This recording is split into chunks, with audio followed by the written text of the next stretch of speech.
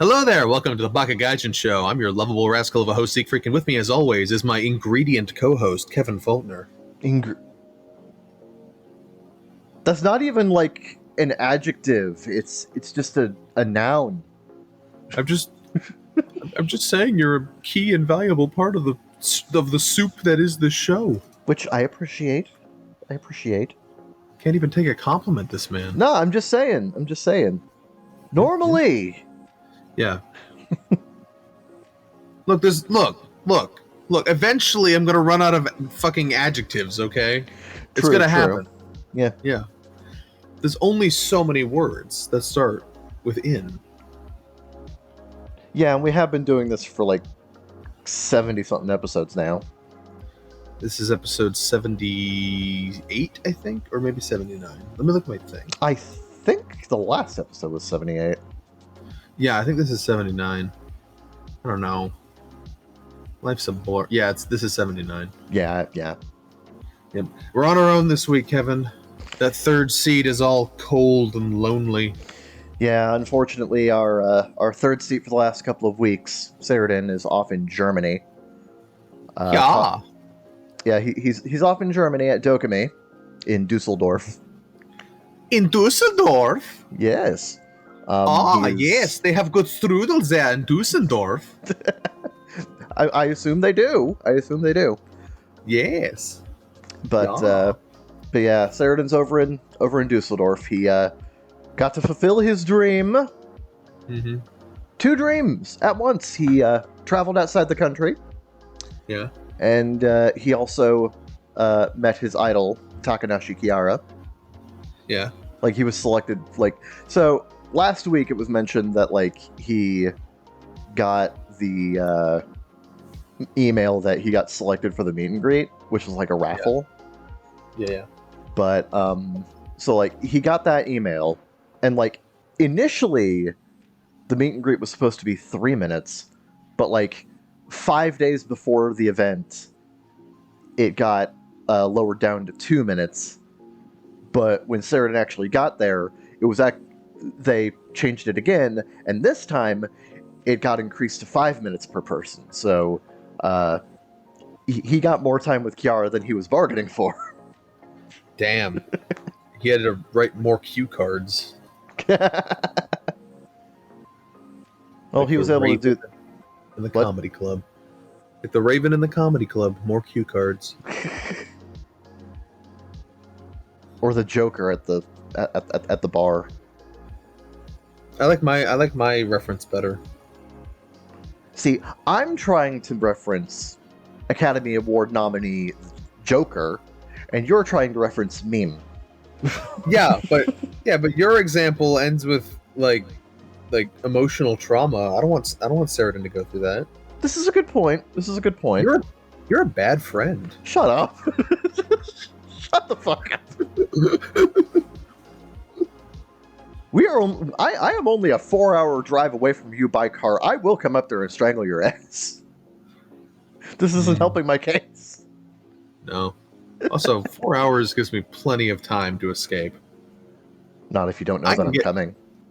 You just told me you're coming, dumbass! I didn't tell you when, though.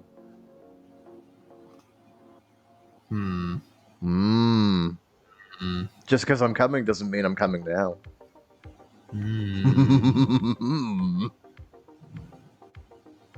Didn't think of that one, did you?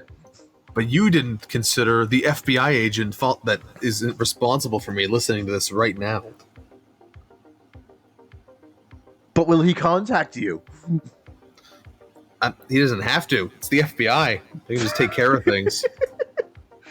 But will he take care of me, or will he take care of you? If he wanted to take care of me, he could have done that at any point. I don't go many places. True. You're pretty stationary. I am incredibly easy to assassinate. True. Yeah. Don't agree with me. You're. What am I supposed to do? You're a bad friend. No.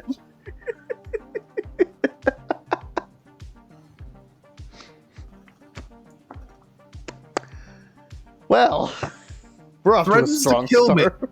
threatens to kill me and then brags about how easy it'd be.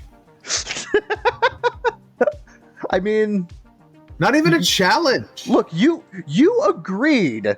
You specified you would be easy to assassinate. That was you, okay? Yeah, well, you know what? A friend's job is to, something about a rising tide in all the boats, Okay. Okay. Yeah. Sure, I guess. Yeah, it's like trickle-down confidence. I like that. Trickle-down confidence. Yeah. One of the only economies that actually does trickle down. Yeah. There you go. There you go. Yeah. Well, now that you've already threatened to kill me, I don't know where we can go from here. Oh, I'm sure we can figure something out. I guess we're just going to peek in the first 3 minutes. Nah. Anyway, the chair's empty. Anyway, the chair's empty and cold and lonely. There's cobwebs on it again. It's remarkable how fast cobwebs crop up. Incredible. There are cobwebs along the corners of my ceiling, but I never see any spiders. Yeah, there are a couple of cobwebs around my house too, but like we don't get a whole lot of spiders down here. I never see any Where are they? Not only do I not see any spiders, I never see anything that gets caught in said cobwebs. I'm convinced they're not even made by spiders. I think when a place is just old enough, the simulation just loads cobwebs for atmosphere. See, that is actually one of the most sensible things I have heard in terms of we live in a simulation. Yeah. Because sometimes the cobwebs just appear one day, and you don't know where they come from. Yeah. Where's the spider? It's like, this particular house is now 40 years old. Here's a cobweb. Yeah, it's exactly like that. You're just gonna put like one cobweb in the corner right here. Yeah, it's like I legitimately, Yeah. Anyway, I was trying to load up the X-Files theme, but I took too long. The joke didn't work. The joke didn't work. I can't stall forever. You gotta time those things. Oh well.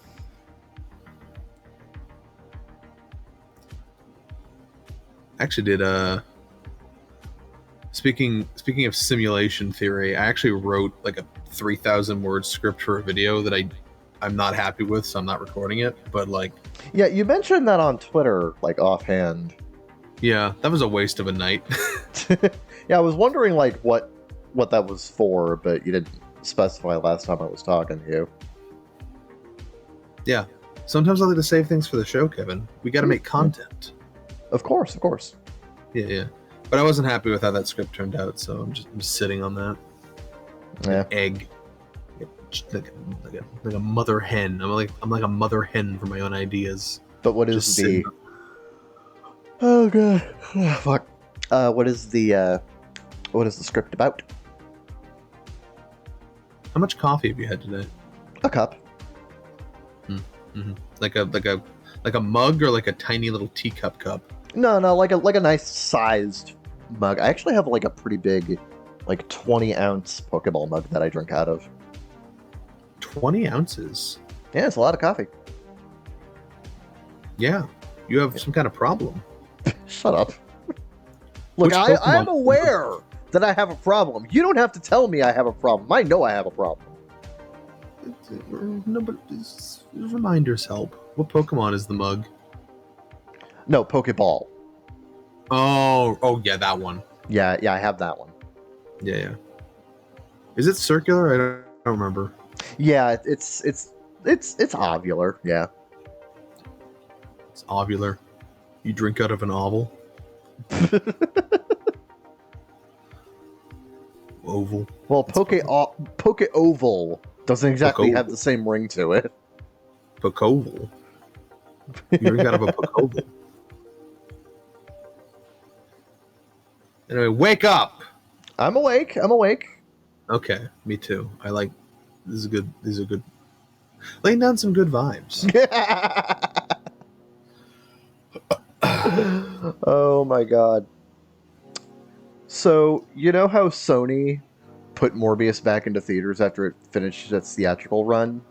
Yes. Because of, like, all of the Morbin memes and shit? Complete with, like, Jared Leto getting in on the meme by holding a fake script for Morbius 2, It's Morbin Time. Now, hold on. We don't know it's fake. Not yet. But, yeah. The return of Morbius to over 1,000 theaters has bombed horribly. It only garnered $85,000 on Friday. Damn, bro. It is below Fantastic Beasts. Is that still out? It's still out. I feel like that's been. I feel like Fantastic Beasts has been in theaters for like the last 8 months. It's been in theaters for like 6-7 weeks. It got added to HBO Max the other week. Yeah. But yeah, it is underperforming next to Fantastic Beasts, which is on HBO Max, so people can watch it at home. Yeah. And it's doing worse than that. Yeah, I mean, it's pretty bad. Yeah. I'm not sure why you would do better considering one's on streaming, but okay. Yeah, I'm just saying, it's pretty bad. Yeah. Shame. I think my favorite part of like the Morbius memes is when people like come up with unique ways to pirate the film. Yeah. So the multiple people have posted the entirety of Morbius in like a compressed 240p 50 megabyte video on multiple different Discord servers I'm in. Yeah. And despite the fact that it is now easily viewable on these Discord servers, nobody's actually watched it. Well, I mean, first of all, that's not a good way to experience cinema. You know, that's not David Lynch approved. Are you really going to try and call Morbius cinema? You're gonna watch a movie on a compressed GIF on a Discord server? Get real. Man, you must think I'm the entirety of Morbius compressed down to a 2 megabyte GIF file if you think we fucking... Oh no! But yeah, no, yeah, Morbius is bombing, so it is absolutely the summer of Morbius. What does Hideo Kojima think of it? He saw Morbius. Did he actually tweet that, or are you just like referencing? I don't remember. Yeah. Someone doesn't pay attention. You know what? I can look it up. You do that. I mean, movies are all he tweets about, so yeah. Shouldn't be too hard.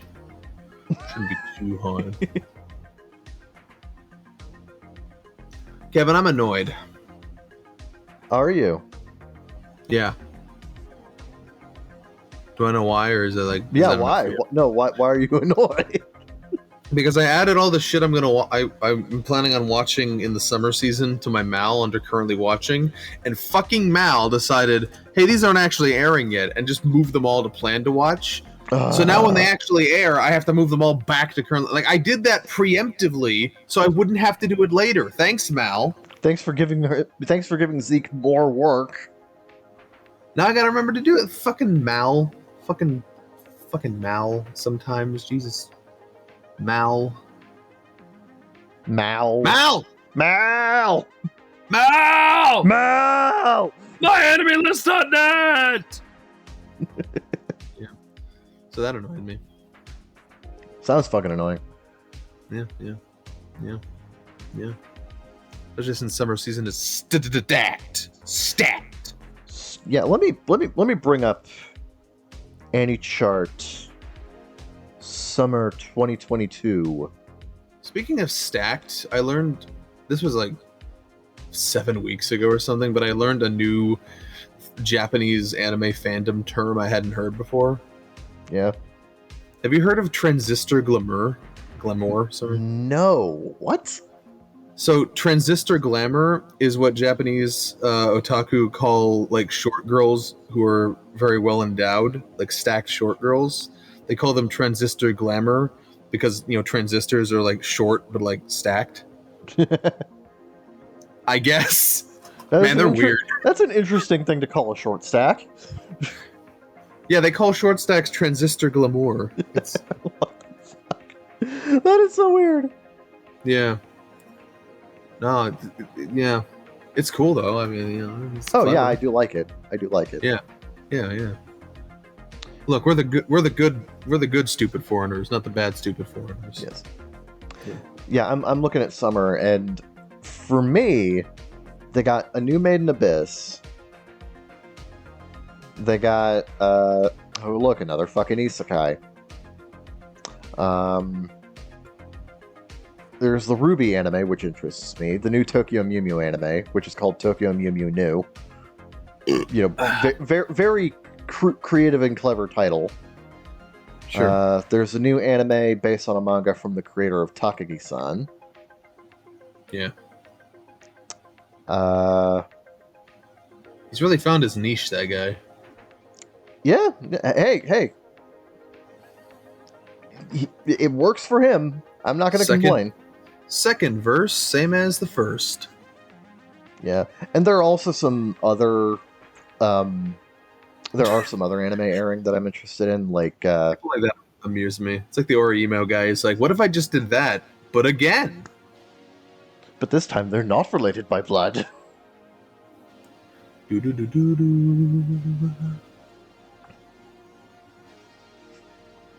Yeah.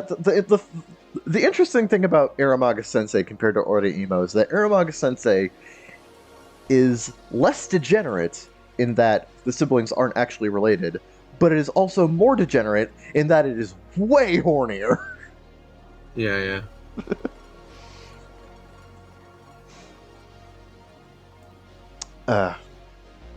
We need Aromaga Sensei Season 2. You need that. I could take it or leave it. No. We, the anime fandom in general, as a collective, we need Aromaga Sensei Season 2. Oh. Do we get like a vote on that? I mean, I can make a Twitter poll. I feel like you're speaking for a lot of people right now. I can make a Twitter poll. Oh yeah, you and your 846 followers. 811, right? Yeah, 811 right now. Oh, it's less than I thought. Yeah.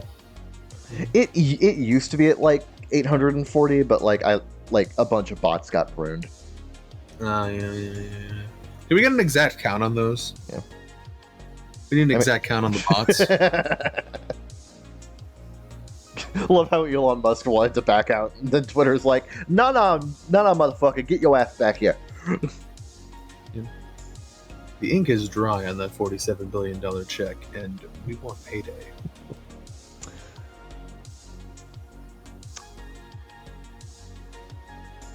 So, as for what I've been up to... That is the pertinent question, yes. I'm surprised we have not gone to that yet. Yeah. Well, Epic Games updated with a new free game, Wolfenstein: The New Order. EGS. Or as John Linneman likes to call it, Wolfenstein. Wolfenstein? But yeah, I've been playing Wolfenstein: The New Order. I'm like a third of the way through the game now. It's fine. It's yeah. It's a weird.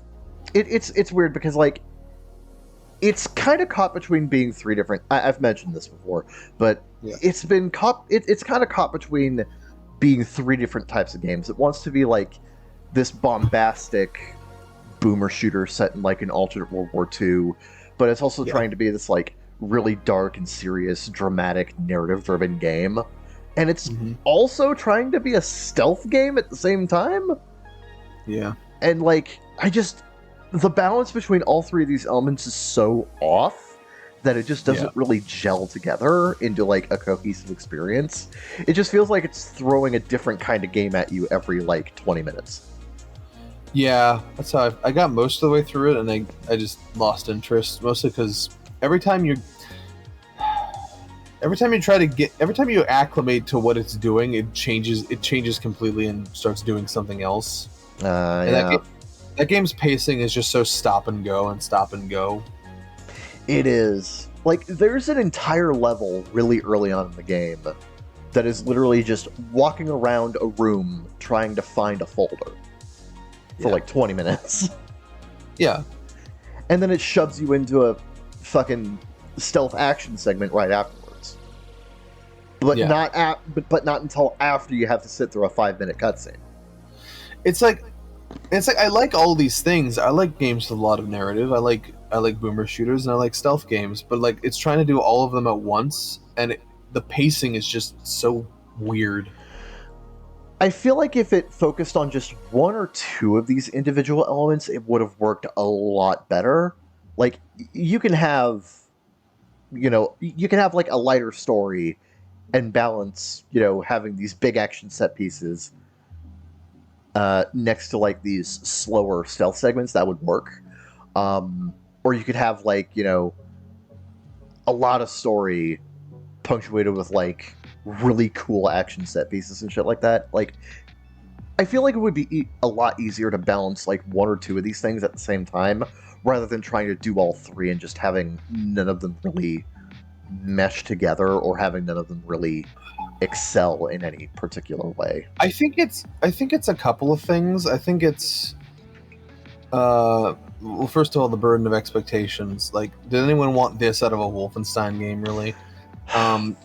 But also, it's just like this kind of thing works. The game is 1/3 of what I want out of a Wolfenstein game. Like, this kind of thing can work. Like, I just played the first 2 Metro games, and Metro is basically exactly that. It's a more methodical, scene by scene sort of FPS, where like some chapters are just basically narrative based, where you're walking through an environment and interacting with stuff. And then there are a lot of stealth sections, and then there's a lot of like all-out firefights and stuff.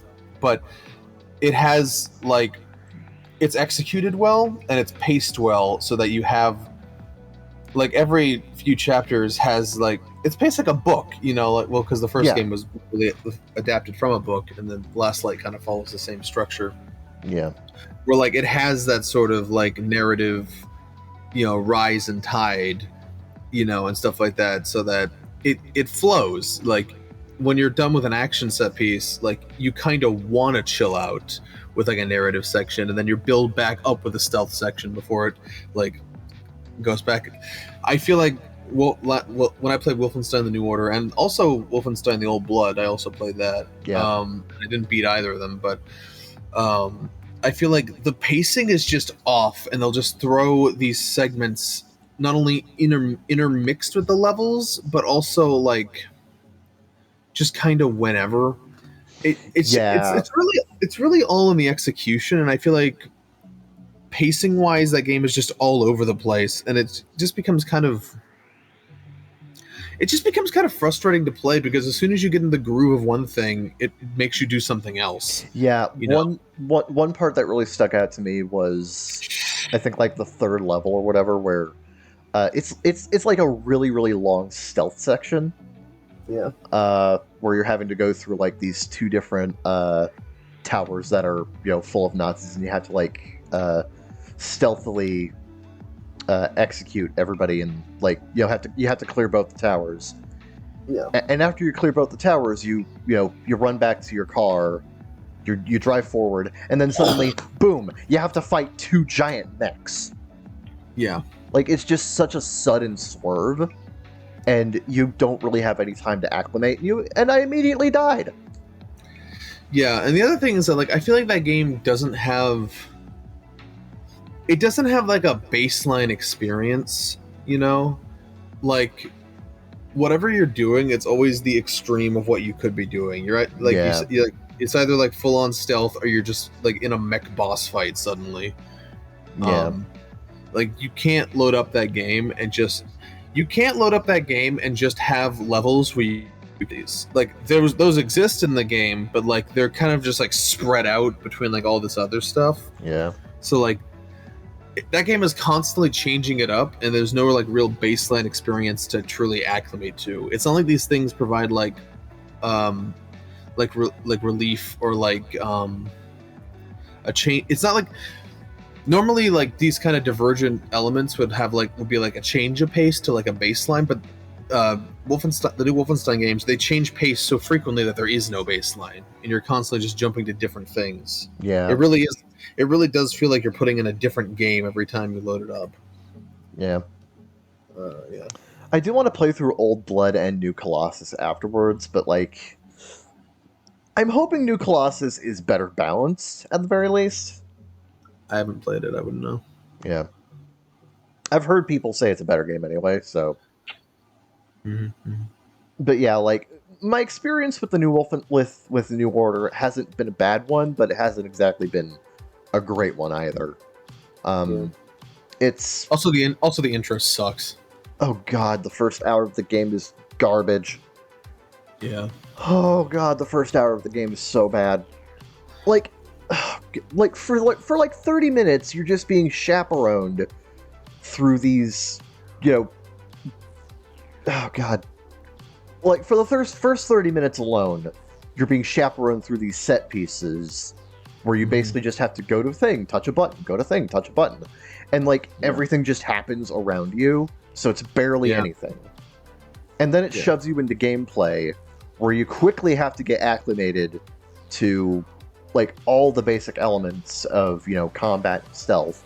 And like one of the worst parts is that like they thrust you into a stealth section and they don't tell you it's a stealth section. Yeah. Like the only indicator is that you have that little, signal detected thing in the upper right corner. Sure. And like it doesn't tell you, so you run in expecting just to gun down, Nazis like you're supposed to fucking like you've been doing for the last 15 minutes, and then suddenly you get swarmed and die. You wonder what the fuck you're doing wrong, and then you realize, oh fuck, I'm supposed to be stealthy here. But the problem is that the section is so horribly fucking designed that you are constantly going to trip up because like the paths you have to take are so incredibly precise. Yeah. Oh god, it's so bad. It's so fucking horribly designed. Yeah. Even people who like this game will admit the first, the intro, the first like hour or so is really bad. Yeah, I really was not enjoying myself for like the first hour. It got better. Yeah. But I'm not going to say it's a very great experience so far. It's very stop and go. Mm-hmm. I do plan on finishing it this weekend, though. Like, I am in the mood for a shooter, and this does sort of kind of scratch the itch a little bit, sort of kind of. I'm going to play BioShock afterwards. But, I also bought you Dusk, and I don't think you've touched that. I played a little bit of that, but I guess I wasn't in the mood for, like, a full-on throwback boomer shooter at the time. Sure. Yeah. But, yeah, I played like 3 levels of Dusk, and it's good. It's good. Yeah. Very Quake-esque. But I also, both on the same day, mind you, I watched Saving Private Ryan and Hot Fuzz for the first time each. Yeah. And let me tell you, going from Saving Private Ryan to Hot Fuzz is quite the mood with laugh. Yeah, imagine. Because, like, Saving Private Ryan is this very slow, very intense war film. Mm-hmm. And it's got, like,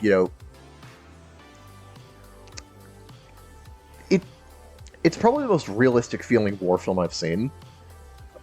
Sure. And, like, that's, like, the whole point of, like, the filmmaking, trying to make it as close to what the real experience was as you can get from a movie. Sure. And honestly, I fucking love Saving Private Ryan. That's a great fucking movie. But it's also like it's also a pretty disturbing film because of just how unabashed it is, showcasing how fucked up war can actually be. I actually did have some difficulty getting to sleep that night, just because I had like the film running through my head the entire time, and I'm like, that's really disturbing. But sure.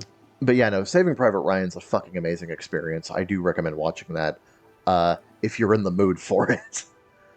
But but afterwards I saw Hot Fuzz, and that movie's fucking funny. I fucking love Hot Fuzz. Oh yeah. God. That movie is so tightly paced and written. Like, every element that is introduced in the film comes back at some point. The entire film is just Chekhov's gun, the movie. In many cases, quite literally Chekhov's gun. But, yeah. God, it's such a fun, creative movie. And I forgot how much I love Edgar Wright's approach to, like, film editing. Like, it's just so snappy and so impactful. And it also made me realize that there's a Scooby-Doo movie that is edited like an Edgar Wright film. Yeah. Yeah, I believe it's Scooby-Doo Franken... I think it's Franken-Creepy. No, that's it. Yeah. It is... Of course, you know, the Edgar Wright movie does a better job, but... yeah, no, I fucking loved Hot Fuzz. It's such a fun movie. Very quotable, very quotable. Yeah. I think you mean YARP.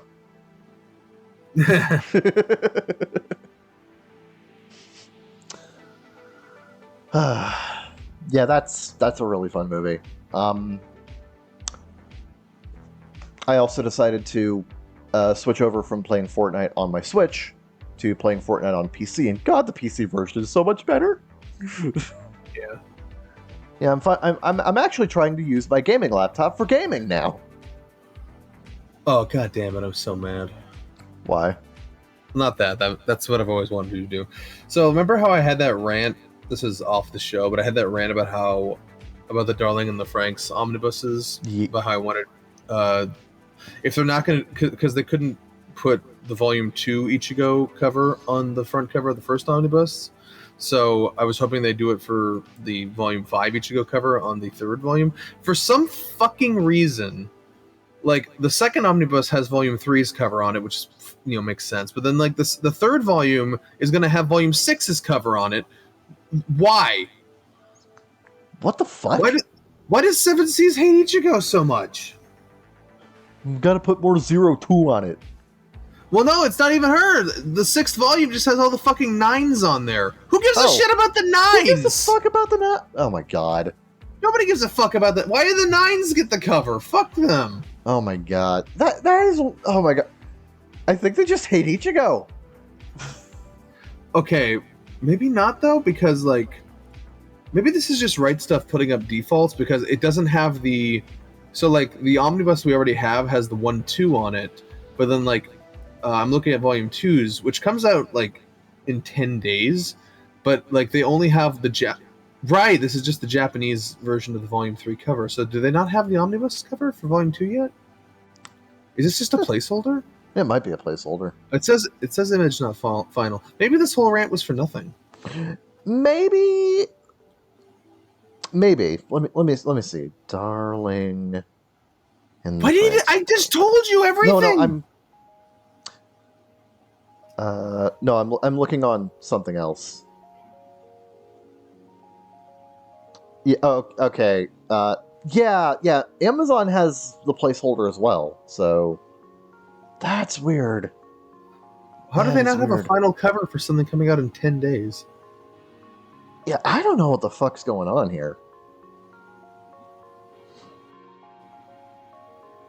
This is published by Seven Seas, right? Yeah. Yeah. Also, goddamn it, I'm gonna have to. It comes out in 10 days. I'm gonna have to make another fucking Right Stuff order. Amazon's right there. Well, no, because because they have it for cheaper. True. Yeah, it's literally like $4 off on Red Stuff. Because Red Stuff has that flat discount and everything. Right. Yeah, and Amazon. Amazon just has it for $20 flat. Yeah, no, it's only $16 here. Okay, that's fair. That's totally fair. Kevin trying to make me lose money with his and support Bezos. When did you become a Bezos shill? Never. Reel back the tapes when he just told me to buy something on Amazon. Shut up.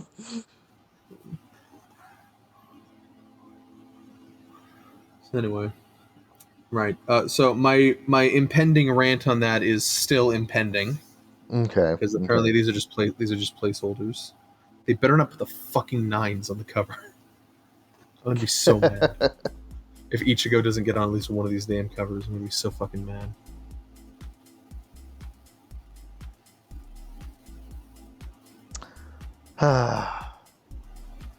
But yeah. Also, Funimation. The only fucking complete series is in steelbook form, so it's more expensive than it should be. Yeah. I own like 2 steelbooks, and that's enough steelbooks. How old does it have to be to qualify for the Essentials line? That's what I'm asking. Oh, God. I think the new Full Metal Panic season is already on the Essentials line, so like maybe like 2-3 years. But did it get that way out of like... Did it get grandfathered in because it's an older property? Entirely possible. Yeah. For new series, well, I also have Keijo, which is on the Essentials line, and I think the Essentials for that one came out like 3 years later, so I think it's probably like 3 years. Who the fuck considers Keijo an essential anything? I feel like they're really cheapening the Essentials line. You're really asking the real questions here. I always do. That's the Bakagaijinshow experience. Like, comment, and subscribe. Check out the Discord server. Yeah, email us. But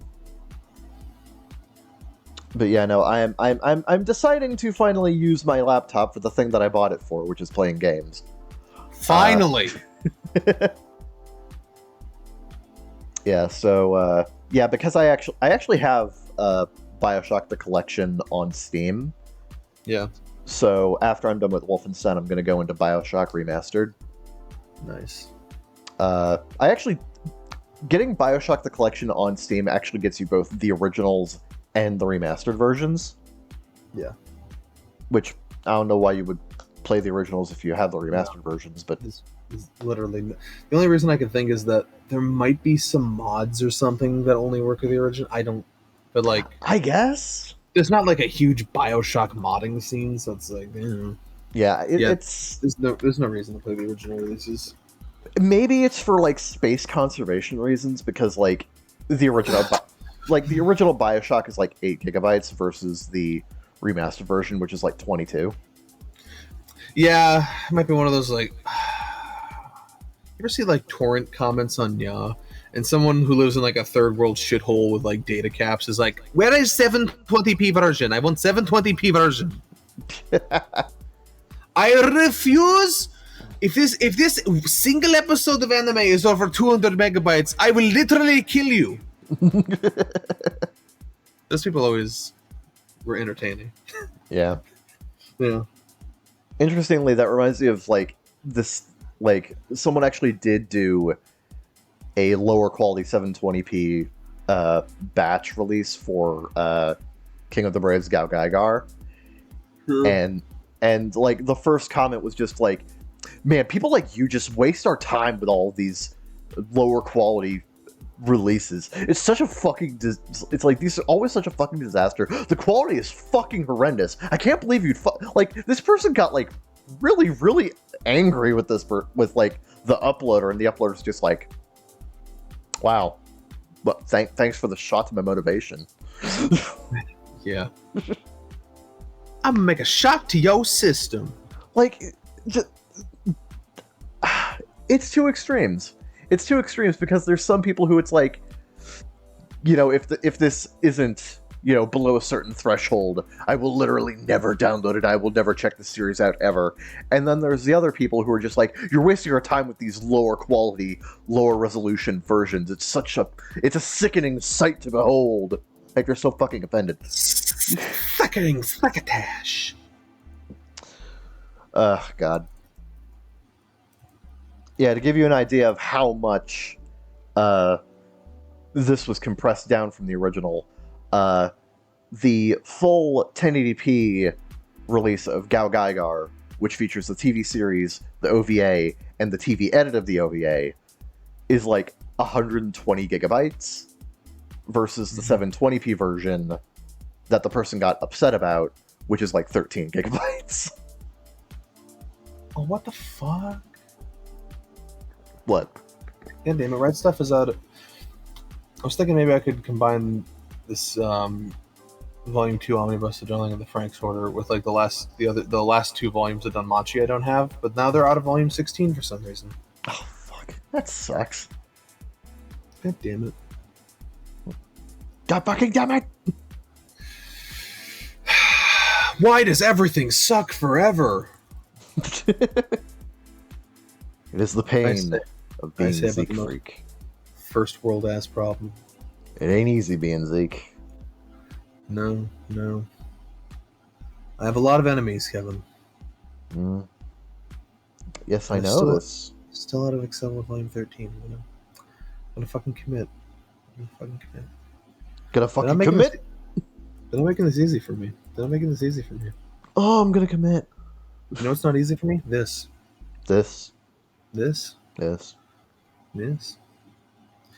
Speaking of Danmachi, I watched the movie last night. Oh, did you? Yeah. The Arrow of the Orion. It's alright. It's pretty good. Yeah, I'm done talking about what I'm doing. What are you doing? Yeah. I watched a movie. Nice. It was okay. It was pretty good. It was written by Amori himself, so I mean, it's pretty good. I don't really have much to say about it. It was just good. It was good. I started playing Far Cry 6. Ah, yes. How is that? Yeah. I'm enjoying it so far. I needed a good podcast game. There's a couple of things I like about it. We finally have an actual main character again. That's nice. Are you enjoying the dulcet tones of Giancarlo Esposito? Yeah, when he shows up, he's pretty good, yeah. It's pretty good. Yeah, I like having an actual main character again, because Far Cry 5 and New Dawn just had faceless, like, the sheriff and the captain. Yeah. It was like,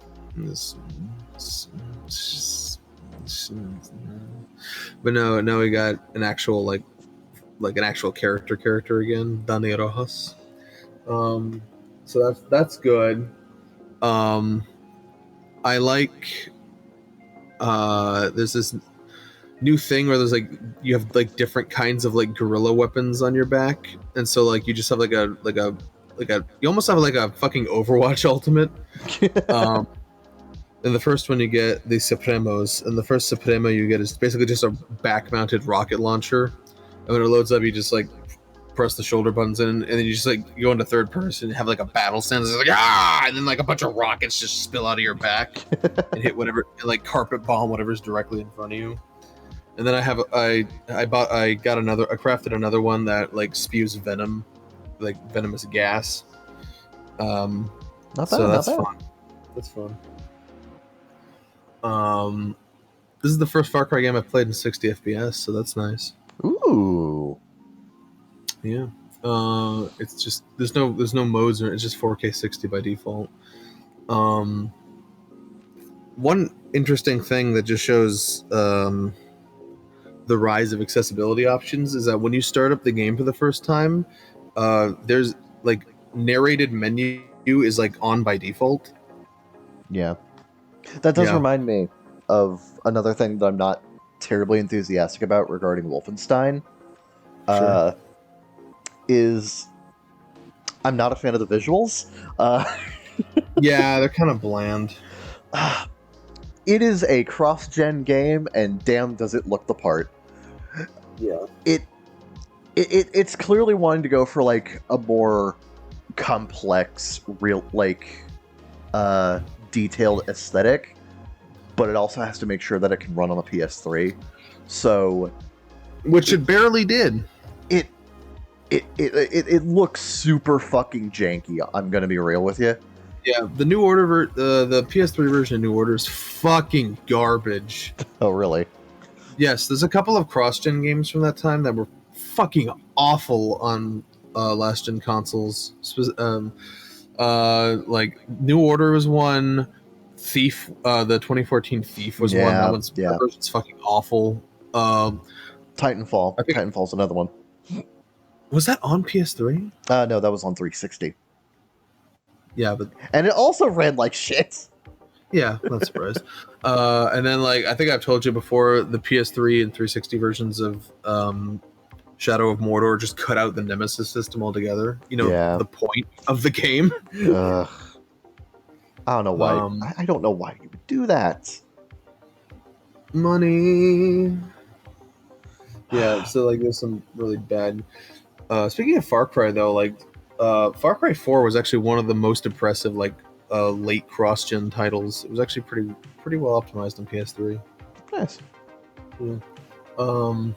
Even though it took up a huge amount of space for a game at that time. I remember like that game takes up like 14 gigs pre-patch on PS3, which is for PS3 standards that was huge. Yeah. For like a pre-install because shit was still running off the disc, but yeah. Yeah, that was huge for the time, but it was optimized well, so there's that. Anyway, Far Cry 6 though. So yes. What was I gonna say? Fuck.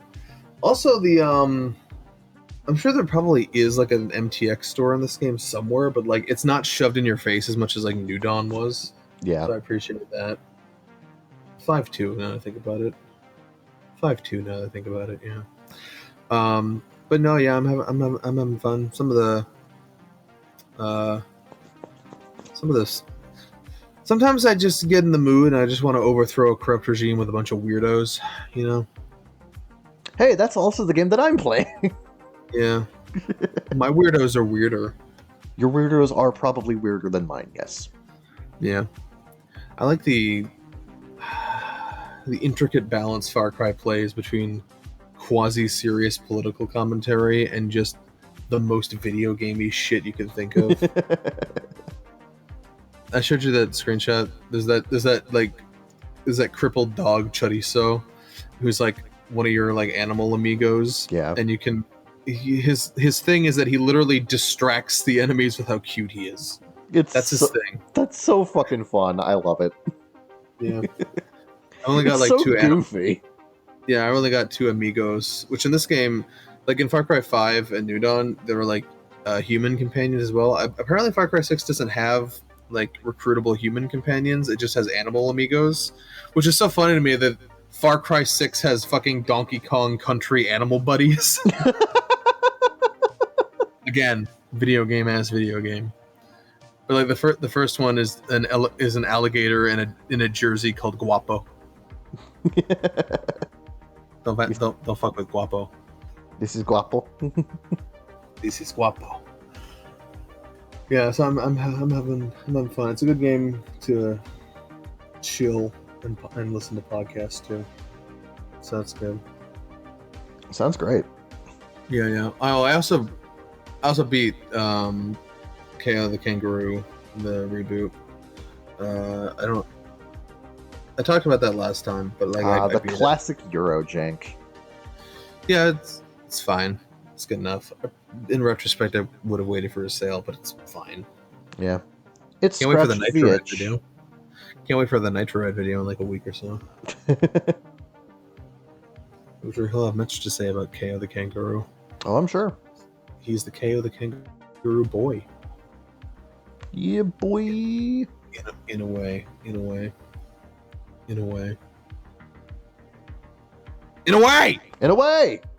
Yes, right. So, yeah. other than that. Just reading more Danmachi. I did start something, but I don't want to talk about it because apparently I'm not allowed to talk about it on my own show, so that's fine. That's fine. No, I want you to talk about it. What? No, you said no. This is an Otaku Midnight thing. I can't talk about that. Oh, that. Okay. Yeah, I could talk about that, but I'm just gonna say, the wall-mounted desks are stupid. Stupidest fucking shit I've ever. They're so much less efficient for no reason. What if someone has to use the bathroom? I think they actually asked that question in the show. So weird. It feels like just weird world building for the sake of it. It's weird building. Yeah. It's just being different for the sake of it. It's like that one it's like that one tweet hypothetical I put out where it's like, what if we used marbles for currency? You know? Just being different for the sake of it. It's not more efficient or anything. But you know. Let's be different for the sake of it, why not? Yeah. I'm just saying, in an alternate universe where we use marbles for currency, nobody would know what flipping a coin is. And that's this is a good point. Thought. Scary thought. I lay awake at night thinking about that. Among other things. But you know. Yeah. I put out a new Beyond Fiction. Everyone go read that. I did read that. Mm-hmm. It was good. How would you score it out of Weezer albums? Sadly, I don't know enough about Weezer albums to score that accurately. Damn it! There's only one man I can turn to for these things. Mm-hmm. Mm-hmm. Mm-hmm. Yeah. I'm probably gonna write more Killer Connect soon, probably. Yes. Look, I can't keep President Joe Biden waiting. Yeah. Let's not explain that. Let's just not. Yeah, I'm looking forward to more content featuring cute murderer girl. Yeah.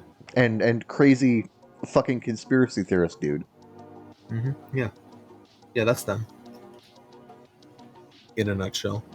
Yeah. I don't know why you put them in a nutshell, but that's what you did. By the by, you have a new avatar. Oh, right. Yeah, that. Yes. Yeah. Man, we went 40 minutes without mentioning that, didn't we? Yep. Yeah, I paid for it with money. Awesome. Yeah. I kind of want to not have Kazuna be my default face for things, just because I want people to like appreciate the character on his own terms and not be thinking of me. Yeah, and like Kazuna is very much not you. No. No. Kazuna would not say about 90% of the shit that you say. We'll put it that way. He doesn't have very strong opinions on things. Total opposite of you. I don't know about total opposite. I mean, I like bacon. He does have very strong opinions on bacon. He does like bacon. Yeah. If by strong opinion you mean likes bacon, then yes. I guess so. I guess so. Yeah, and I meant to get back to them because there's another scene I want illustrated, and I said I'd get back to them, but now it's been like 3 days, and I just keep forgetting to get back to them. So I should probably get back. Hey, you should get back to them. Not now. I'm doing a show. I know. I'm not saying now. It was implied. No. It was implied by your tone. No. You're taking a very sassy tone. Okay, that one I'll give you. Yeah. Yeah. The sass I will give you. Yeah. You're a little sassy today. I'm sassy every day. Yeah. Was it like the 2 liters of coffee you had? It might have been the coffee. Who knows? Yeah, the 5 liters of coffee, yeah. That's as much coffee as you have blood. I want you to know that. It keeps increasing every time you mention it. 5 liters, that's as much coffee as you have blood. I don't think that's good. Yeah, I need more, I need more blood in my coffee veins. Mm-hmm. Yeah. Oh, that just reminds me of that shit post from that one regular show episode. It was like, too much coffee. Not enough Margaret. Not enough Margaret. Too much coffee. Too much Margaret. Not enough coffee. Need more coffee. Need more Margaret. Not enough Margaret. Too much coffee. I always laugh at that one. Did you see the fucking regular show edit that I made with that really bad piece of music for Persona Trinity Soul? No, I did not. It's on my Twitter. You can find it in my media tab. Yeah. Do you have a better idea? Yes, I do. Oh, that. Check it out. I'm in the house like coffee. I'm in the house like carpet. It's still not as bad as the fucking Dede Mouse Shadow World remix. Yeah, that's is just straight garbage. Yeah, because like at the very least with Burning Man's Soul, it's like this really cool, like jazzy elevator music for the first minute and a half, and then it just comes in with the worst bars you've ever heard. Yeah. Data Mouse's remix of Shadow World takes a great song and just like fucking shits all over it. The layering is all shit. Someone's just flailing on a piano over those beautiful vocals. Those vocals are so nice, and like it's so discordant and wrong. Yeah, the Dede Mouse remix from Persona 4 Dancing All Night. Yeah. The top comment on that upload is literally, imagine someone listening to this after they get told Persona music is fire. Imagine this is someone's first Persona music. Oh no. Oh, that pains me. Someone listened to that and said, yeah, this is good enough for a dancing game.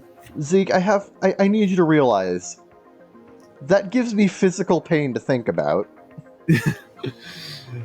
Yeah, well, statistically, it's happened to at least one person. Oh, God. It had to have at some point, I guess, but it hurts. It hurts, Zeke. It hurts. I know. We don't like thinking about these things. Yeah. It's not fun. It's not fun to think about, Zeke. No. I don't like it. No. No, sorry, I do not like it. Bad time. Very. Very bad time. There was a state of play. It was pretty good.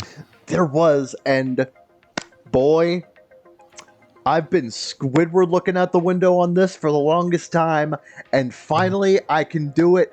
I can experience what people on PlayStation have been experiencing for the last 4 years. I can finally play Spider-Man! August 12th. It's coming to PC, and Miles Morales. Yeah, later, yeah. Yeah, they didn't mention it in the state of play, but Miles Morales is also coming to PC afterwards. I wonder what the pricing is going to be. I'm expecting something along the lines of like, you know what? I can actually look up what the pricing is for God of War, and it'll probably be something like that. Yeah, although that's been on PC for a bit, so it might have been cut already. We'll see. No, God of War is $50, so I'm expecting like Spider-Man to be around the same. Yeah. Man, they're really gouging the PC crowd. You can get Spider-Man Remastered for like 20 sometimes. Yeah. To be fair, they probably had a lot of R&D going into the PC port. Yeah, probably. Yeah. But I'm fucking excited. I can play Spider-Man in August. Let's fucking go. Let's fucking go. I will be there day one unless they have the Nuvo DRM. In that case, I'll be there like 2 weeks later. Yeah. Other things. Tunic's coming to PlayStation. That's good. Neat. Street Fighter 6 looked better than people thought it would. Street Fighter 6 looks fucking awesome. Like, it's got like this, it's got an actual adventure mode with like a fully, like, with like a free roaming open city environment. Mm-hmm. Like, no one expected that out of a Street Fighter game, but here it is, and it's kind of awesome. Ryu has a beard now. Ryu has a beard. Yeah. I mean, he's had a beard before, but like, you know, it's back. But yeah, Daddy Ryu's back. Ken Masters no longer has banana hair. It's been an age. Yeah, Street Fighter V was not very well liked by the Street Fighter fans. Like, it was not considered a good game. I think it got better, but like, yeah. It got better over time, but like the stench of, like the stigma of like the early launch just never went away. Yeah. And it was generally considered to be like an overall worse experience than Street Fighter 4. You know, the various versions of Street Fighter 4. Yeah. But yeah, Street Fighter 6 looks like a huge step up. It looks faster, it looks snappier. I'm really liking a lot of the new aesthetics and visuals that they're going for. The general design philosophy is also way improved over 5 because 5 looked like shit. Yeah. Like the character models in Street Fighter 5 did not look good. I'm gonna keep it real with you. But like, nah, Street Fighter 6 looks really, really good. I'm not even a Street Fighter fan. Yeah. Like even like a lot of Street Fighter fans are like, shit, fuck, damn it, Street Fighter 6 looks good. Yeah. So yeah, Capcom got their shit together on this one, and that's really good to see. Now, if only they can bring back Marvel vs. Capcom and make it good again. I think Marvel is a little out of their payday at this point. I mean, maybe, and to be fair, from what I know, Marvel vs. Capcom Infinite was a complete shit show in terms of development, and a lot of that was down to, you know, Disney and Marvel Studios being incredibly tight-fisted. Yeah. And very overbearing. Unless you're Fortnite, nobody wants to deal with them anymore. Yeah, Epic Games can deal with almost anybody. Yeah. I'm worry, pretty sure. Worry, I'm sure. Yeah, don't worry though. I'm sure Tatsunoko will return their calls. Dude, if we get another Tatsunoko versus Capcom, that's gonna be fucking awesome. Dude, sure. Can we get Tatsunoko versus Capcom 2? Like, legit. Can we get Tatsunoko versus Capcom 2? I'm asking for real. I don't know. Maybe. I don't fucking know. I hope we do. I hope we can. You think I'm not a genie. You can't just rub me.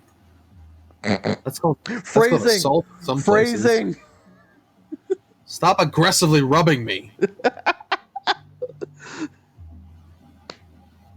As someone who met you in person, I just want everyone to know that Kevin is a handsy motherfucker. No, I'm not. Just constantly unprompted touching. That is the opposite of what I was doing. He doesn't want you to. Stay away from this guy. I'm just saying. No, he will put his hands all over you. Bruh, other people scare me. Okay. He made me feel like a piece of meat. You're the person who texted me. It was like, hey, you want to go, grab some food? And I'm like, yeah, I just woke up. Give me a few minutes. And you're like, I'm coming over there. I'm gonna smack you when I get in the door. And then you proceeded to just do that and go, wake up. I told you I was gonna. You did. I gave you fair warning. You did. Just wake up. Yeah. I gave advanced warning. You did. Mm-hmm. I'm just realizing I missed my chance to go flinch sucker punch you. God damn it. God damn it. Another time. Mm-hmm, mm-hmm. And by the time you get the opportunity to, I'm going to forget this conversation ever happened. Yeah, that's the goal. Yeah. But if you yell flinch before you sucker punch someone, then it's okay. If you yell flinch, they flinch, and then you sucker punch them. Yeah. Yeah. Yeah. Or sometimes you don't, and they're just like, bro, what? Flinch, what? Yeah.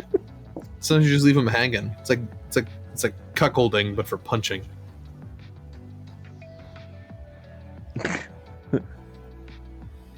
Sure. The Callisto Protocol is going to launch a month before the Dead Space remake. They're going head to head.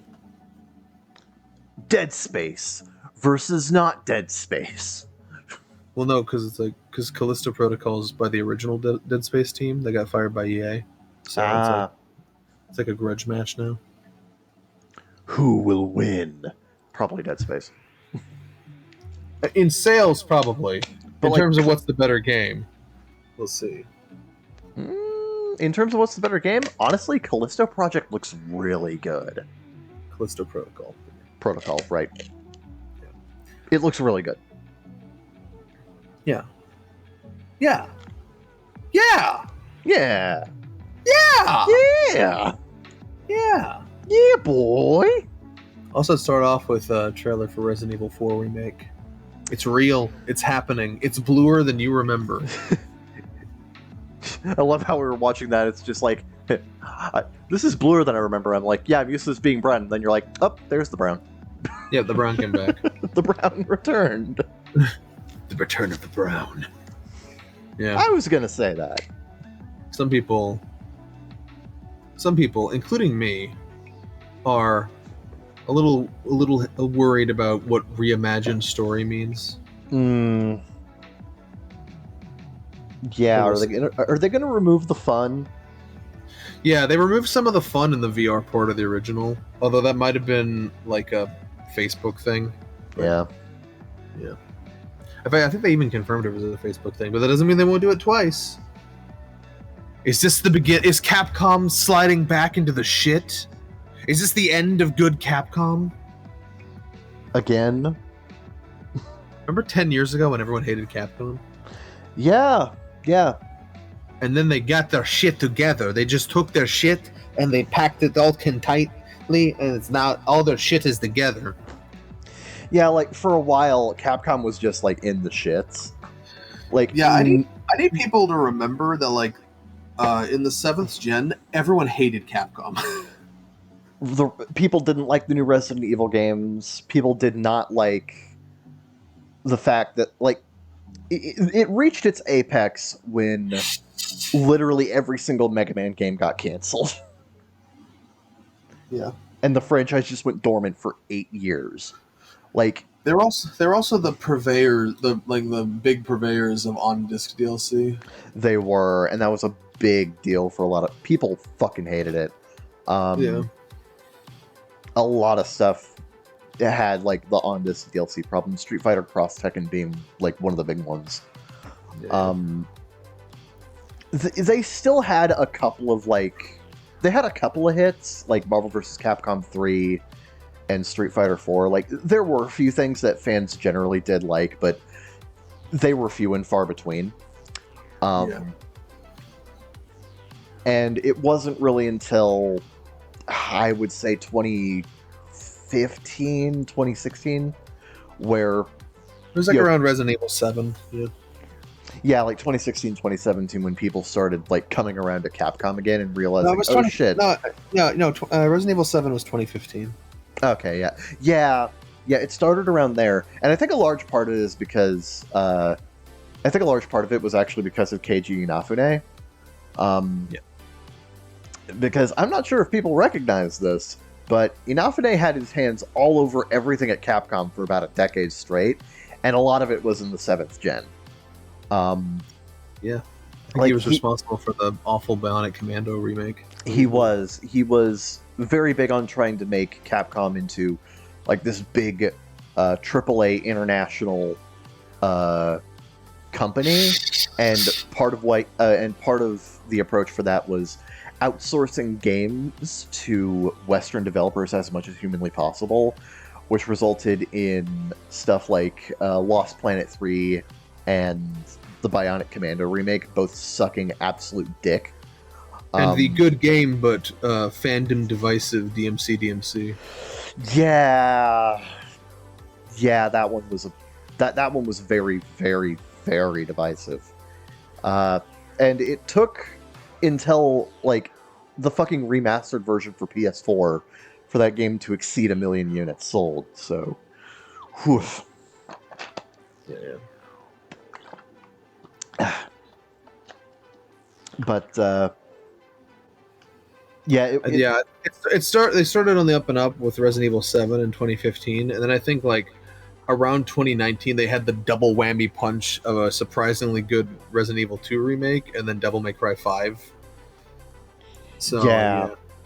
I think that was like the 1-2 punch. Was like Capcom's back, baby. Oh, Monster Hunter too, because like they yeah. The thing with Monster Hunter is that people liked Monster Hunter, like what they were doing with the series, but the problem is from Monster Hunter 3 all the way until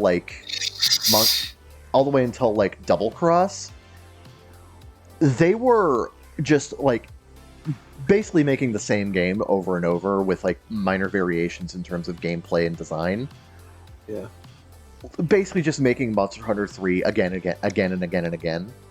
And while they were well-received games, a lot of Monster Hunter fans felt that the franchise wasn't really moving forward in any major direction, and it was just kind of... It's Monster Hunter, again! But then Capcom made Monster Hunter World, and that made the entire franchise blow up like crazy. Yeah. And they followed that up a few years later with Monster Hunter Rise, which has been equally well received. People think it's like a and apparently the PC version of Rise is amazing too. So there you go. Sorry, I'm on Right Stuff again. I just want to point out that like every volume of ReZero I just bought is now out of stock. Did I buy their last ones? Did you? You might have. Because I was thinking, like, what the hell can I bundle with this Darling the Franxx? I was like, oh, maybe I'll get more ReZero. But no, almost all of ReZero is now out of stock now. Huh. Aside from, like, the most recent shit and also Volume 12. God. But then I don't have Volume 11. God damn it. Everything sucks forever. Why? That is unfortunate. Was there, like, a massive buying spree? From people other than me, obviously. I guess? Everything's going out of stock now. What the fuck? Again, reminds me of when they were doing like a clearance sale on Sentai Filmworks Blu-rays, and I got the very last stock of Chaika the Coffin Princess. Yeah. Like, I hit order and it immediately sold out. Damn, bro. Like, I got the last one Right Stuff had. Damn, even like a lot of Excel stuff is sold out now. What the shit? Who's buying all this? Stop! Stop it, Ron. Stop. What is that from? Love your song. Oh, that. Yeah. Oh, that parrot. Yeah. Okay, yeah. Ronald Weasley.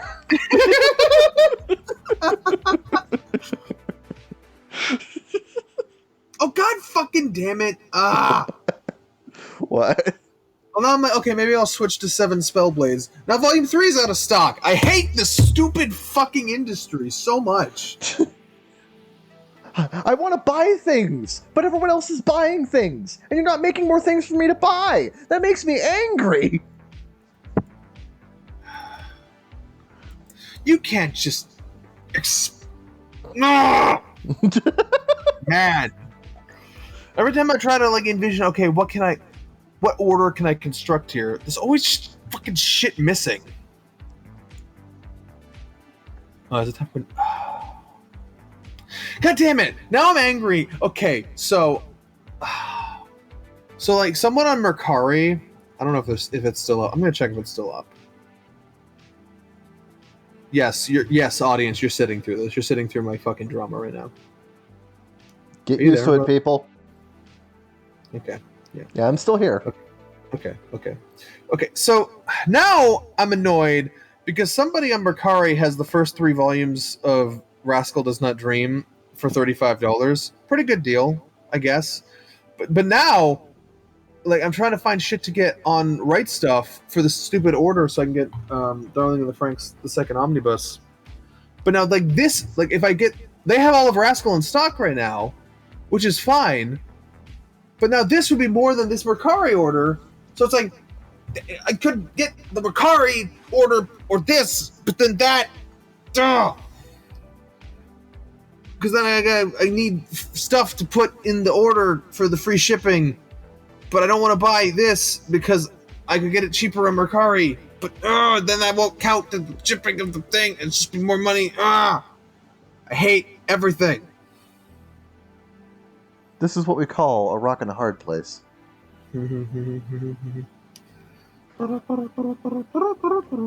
Wait, actually, hold on. Wait. It's not. Wait, no, it's not actually. Hmm? It's not. It's actually cheap. Wait, yeah, because it's 12 each, and they have the first 3 here. That's 35, and it's a 12 each. That would be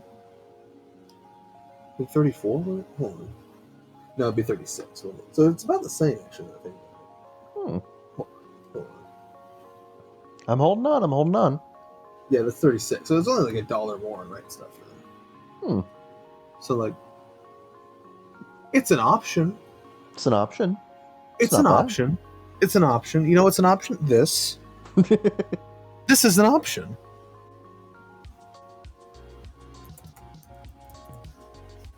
Don't mind me. I'm just weighing my options, Kevin. I understand. The options are being weighed by me. Do you understand what I'm saying? Yes, I understand what you're saying. Okay, good. Light novels. Not even once. Like I'm a human being. Once you start, you can never stop. Popstar, never stopping. They got me. They got me. I'm in it. I'm like a person with feelings. You know? Yes. I said I wasn't gonna do this. I still need a fucking shelf. I still need a fucking shelf. You still haven't done that. My dad gave me the idea that I should go check out Goodwill. That sounds like a good idea. It is a good idea, actually. Yeah, that sounds like a place to get a cheap shelf. Typically, yeah. But I can't because I'm recording a podcast, ostensibly. You are. Yeah. Anyway, well, I'll figure that out. So whatever the fuck I'm doing there, I'll figure that out.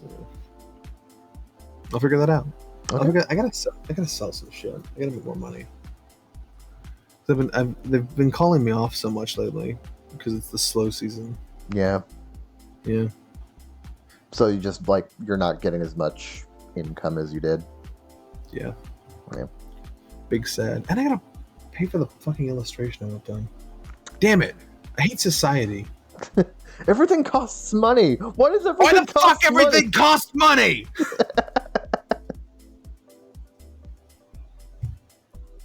It's so hard. But that's the end of this segment, Kevin. We're gonna take it behind the shed, and we're just gonna fucking do what needs to be done. Yes. This segment's going bye-bye. It's going to the happy farm. We'll see you on the next segment.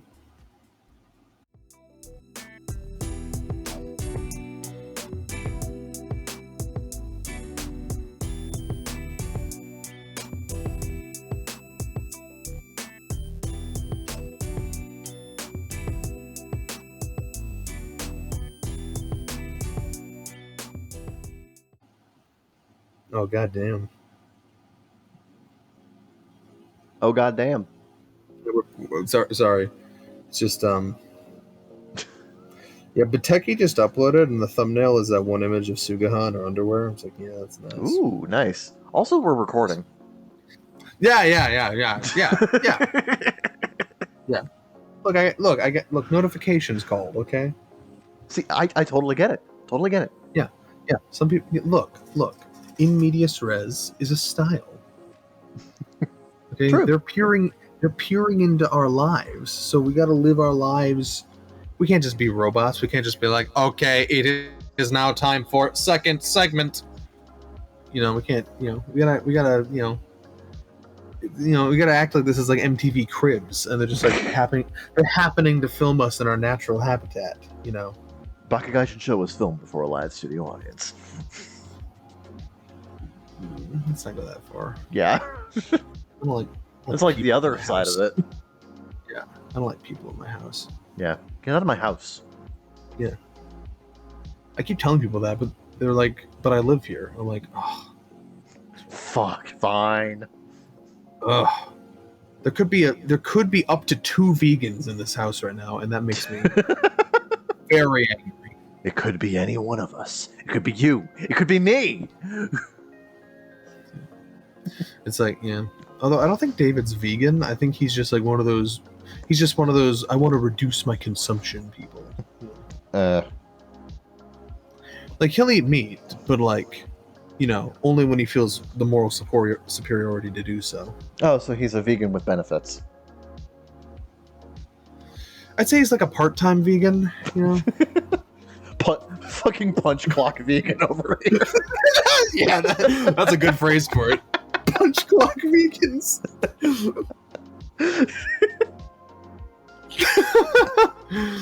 I'm running that down.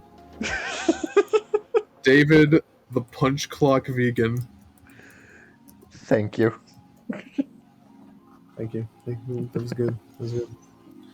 But we're not here to talk about David or vegans. Well, maybe we'll talk about vegans. I don't know. They tend to come up sometimes. They do. David, less so. Yeah. But it's time for the Reddit dive. Yeah, boy. Let's get our goggles and our earplugs and our nose plugs. Because just fuck holes, honestly. And just dive on in. Maybe even like one of those hockey mouth guards. You never know what's going to happen underwater. Yeah. Sorry, I was replying to something in the DMs. Look, I don't get. So they say you're supposed to punch a shark in the schnoz, but it's like, how powerful can your punch really be underwater? That's a good point. Because like, there's a lot of resistance going against your fist. Yeah. So like, yeah. I can't imagine that would cause like a whole lot of force going in. Yeah, that sounds like land advice. I should ask Reddit about that at some point. Like, how is that supposed to help if you're underwater? Like, you know how slow your punch is going to be in the water? Slow motion. And the shark's like, dude, what are you even doing? What are you even doing? Where are your parents? Do they know you're out here? Dude, you are out way past curfew. Yeah, you are in shark territory. This is really irresponsible of you. I'm just gonna have to give a little nipple. I'm just gonna have to like a little chomp. Just a little warning bite.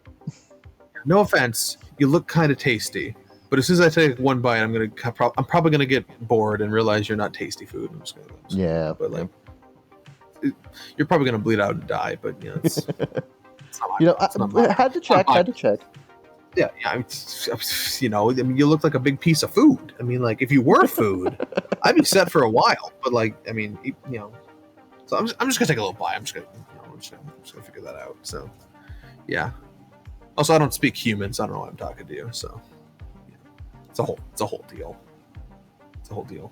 But yeah, that punch thing only kind of works like in the air when your punch has some like power behind it. But, yeah. It's in the water. It's like. It's more like a love tap, if anything. You're left tapping a shark, buddy. It's like, you know, I don't swing. I don't swing that way. I'm sure you're very nice, but you know, in fact, specifically your calves look kind of tasty, actually. You know, I'm not really in the dating game right now. I just got out of a bad relationship. You know, you I don't know if you know out of a bad relationship, huh? The shark dating game. I mean, we are sharks. It's pretty vicious. Let me tell you. You know, everything we do is vicious. You know, we never stop. You know, we never stop swimming. It's crazy, right? I'm aware. We're real hustlers that way. we swim while we're sleeping. While we're sleeping, we're just keeping going on. We never stop. Never stop. God, that's like if someone just fell asleep while they were on a jog. It's like us, but we're sharks. It's like sharks. Never stop, never stopping. That's us. Anyway, you have a nice time with your crippling crippling leg injury. I'm just gonna swim over here. Okay. Okay.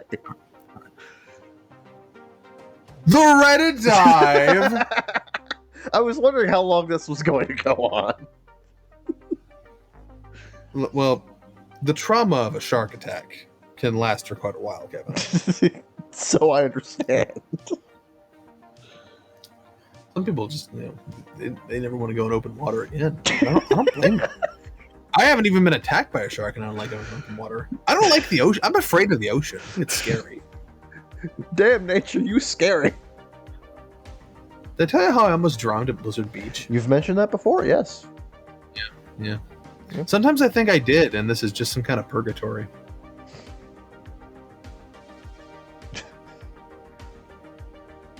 What does that make me? God. What am I, Jeremy from Smiling Friends?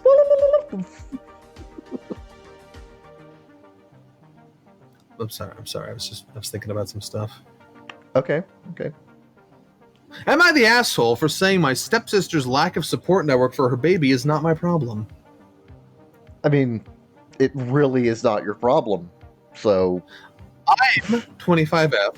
She's 24F. We both pregnant. Both pregnant. And around the same time.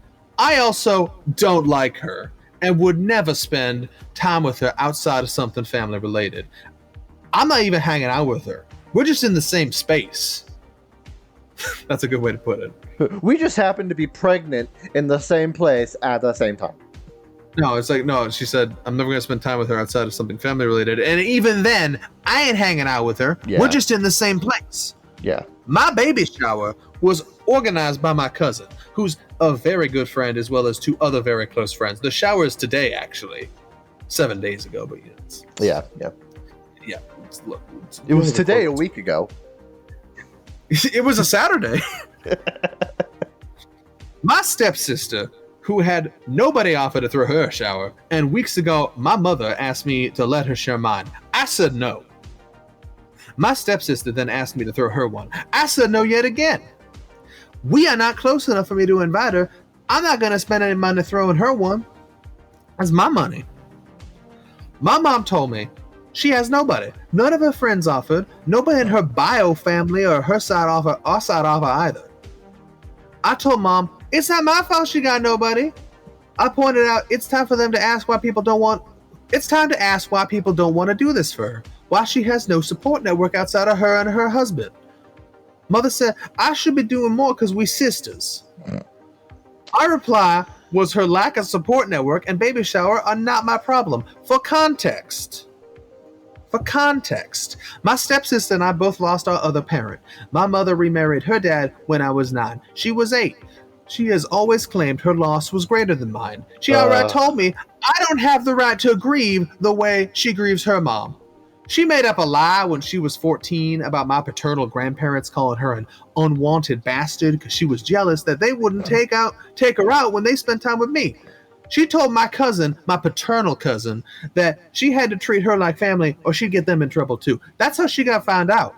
She's also the kind of person who expects you to do what she wants and would never reciprocate. So I dislike her. I don't consider her my family. I still call myself an only child. But my mama, her husband, even my stepsister are outraged that I would be so callous about her, that I should care about her in my quote-unquote niche. Am I the asshole? No. This is legitimately not your problem, and you make a good point.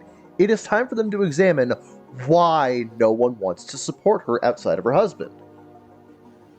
Her husband's basically just there out of obligation, I'm pretty sure.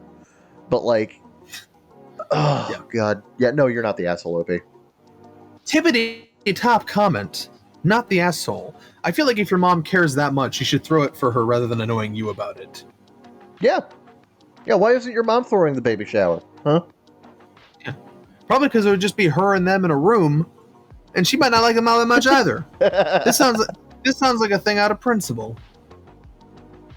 Also, I can't get over that. My loss was greater than yours, and you don't have the right to grieve.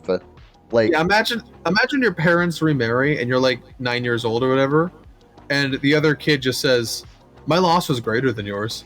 That's gonna stick with you. Not really starting off on the best foot forward there. And then they kind of hold to that for the next 2 decades, and you're just kind of like, well, that was how it started, and it didn't get any better.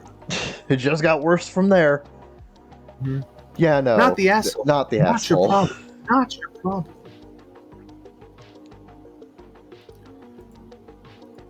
Hold on. Copy. Motherfucking paste.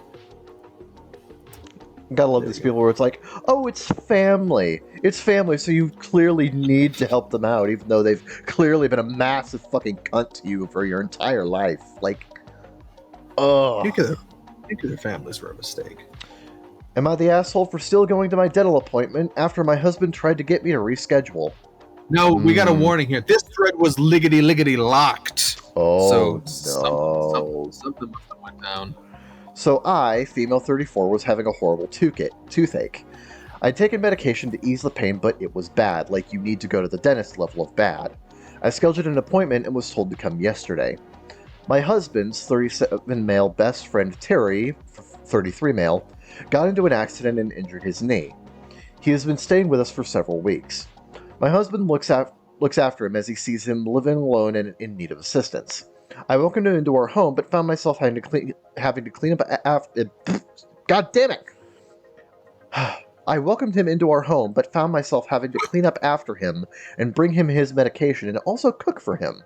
And if I take a long time to get something done, he'd call my husband and basically tell on me, which makes my husband mad. He says it's temporary, and also since I'm home 24/7 and he is the working, that I should help help caring for his friend. Well, he is the working. Yeah, he is the working. Yeah. It has become quite overwhelming because... Did the fucking Starfire write this post? It has become quite overwhelming because now I can't leave the house if my husband isn't there with his friends. He is the working, and I should help the caring of the friend. Like I stated previously about the dental appointment. I told my husband the night before, and he pitched a hissy fit, saying I can't leave Terry home alone. I suggested he take time off work and stay with him, but he said it wouldn't work with such short notice. He suggested that I reschedule, but I said no, even showed him how bad the swelling was, yet he told me to hold off for another day. He went to work early, and I decided I was still going to go. Terry was in the living room, he sleeps on a large mattress in the living room, and saw me making my way out as Mom was waiting at the door. He asked where I was going, and I told him the dental appointment. He had an attitude and raised his voice at me, telling me to go back upstairs and cancel. Mom stepped in and started arguing with him, asking who he thinks he is. He went on about Who do you think you is? Who do you think you is? He went on about how he was unable to move and then threatened to call my husband if I stepped a foot out the door. At that point, I would have just, stepped 1 foot beyond the threshold and just been like, do it. I took my mom and left. He ended up calling my husband, who then tried to call me over and over for 2 hours till I turned my phone off. Instead of returning home, I went to stay with my mom because I was in tremendous pain and my husband started yelling at me, calling me stubborn for still going after he told me to reschedule and irresponsible for leaving his injured friend home alone. Mom told him off, which escalated the argument between us. He is now currently staying at home, along with his friend, while constantly pressuring me to stop hiding behind Mom and come deal with the results of having him leave his job for hours after I blindsided him and went against his wishes. This thread is now locked due to an excessive rule violations. Okay. Quotes from the assistant manager. I'll just admit it. It's Sunday and we'd like to enjoy the day rather than constantly remove man-child/baby comments that so many just can't resist the urge to leave. Yeah. But yeah, I not the asshole, clearly. It's like, you know, I know he's injured, but if you're 33 years old and you can't look after yourself for a few hours, there's a problem. Yeah, like, this dude's clearly, like, mooching off of you, and it's clearly gotten to a point where it's out of control. It's also just not a great sign that your husband is very dismissive of your apparently egregious toothache. Yeah, like, there's, like, visible swelling. Like, that is absolutely something that needs immediate medical attention. Yeah. And it's kind of fucked that your husband is just like, no, you could just wait another day. Like, no, bitch. Top comment, not the asshole. Sounds to me like you should continue staying with your mom and let your soon-to-be ex-husband start his new life with his partner, Terry. Imagine having the audacity to make your spouse a house servant to your friend and thinking that's the way it should be because women. And that to the husband, OP's health and well-being is worth so much less than Terry's. That is a deal breaker. Yet another example. Blah, blah, blah, blah. Yeah. Yeah, it's basically men. Am I right? Hold on, I'm gonna start my controversial. Let's see what's up. You're the asshole. Seriously, I just become just ridiculous. There's no way this story is true. And if it was, the woman wouldn't be looking for advice on Reddit. Maybe we should change it from am I the asshole to hypothetical situations where ICBAA. Hypothetical as in made up. Really, all the shit that gets posted to the subreddit and this is the scenario you're gonna call fake? This sounds actually very, very realistic. I'm gonna be real with you. This is like one of the least fake sounding stories I've heard on this subreddit. I have seen shit like this happen so much in real life. This stuff happens all the time. Okay, this is fun. Info, what book did you read this from? Why is this so unbelievable to people? This is a normal fucking household conundrum. Look, bros before hoes is a thing that exists for a lot of people. God. Comment by moderator. And the mods had a fucking hell of a time today. Or the last 6 days, rather. Yeah. Okay, a lot of the more controversial ones are the people just screaming for divorce. Divorce him. Come on, people. I would divorce him, honey. Alright. But no, not the asshole. Yeah, no. Absolutely not. No. Terry is not your responsibility. Let's see here. Am I the booty hole? Let's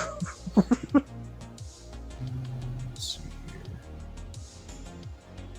Oh, okay. Yeah. Time for a Tifu. Ah. But not just any Tifu. It's an extra large Tifu. Ooh, these are fun. Today I fucked up by falling for a scam because I wanted to be a sugar baby.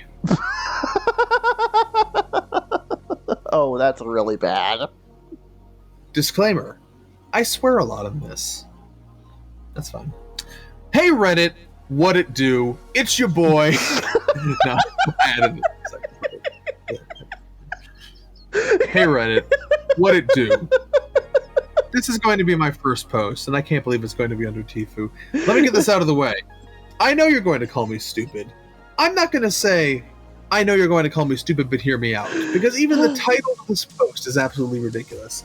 I hope I look back at this whole event and laugh about it one day. Also, at many points while reading this, you might think to yourself things like, don't do it, or turn back. But I'm telling you now, I didn't.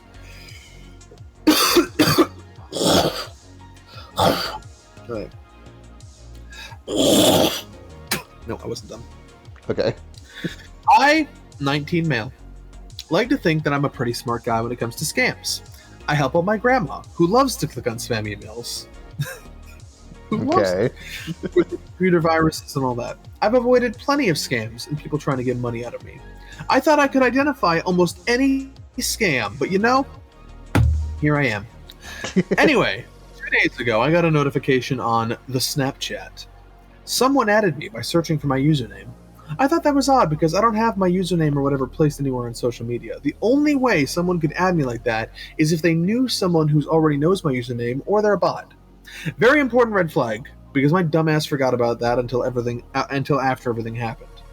I thought this was just a bot or something, so I wanted to mess around a bit and waste their time. Their profile had a low snap score, which is an identifier for bot accounts. Yep. My friends and I like a bit of trolling with these accounts, and we get a few laughs out of it. The account added me, asked if I was down to be a sugar baby. I thought, probably a fake account, but fuck it, let's see if I can make some money. They started telling me about their life, where they're from, what they do for fun. I was basically like, oh shit, this is a real person, and immediately forget about how they actually added me. She sent me a picture of herself, and I started talking about what I do for fun and whatnot. She told me she's involved with a couple charities and an orphanage that she donates money to.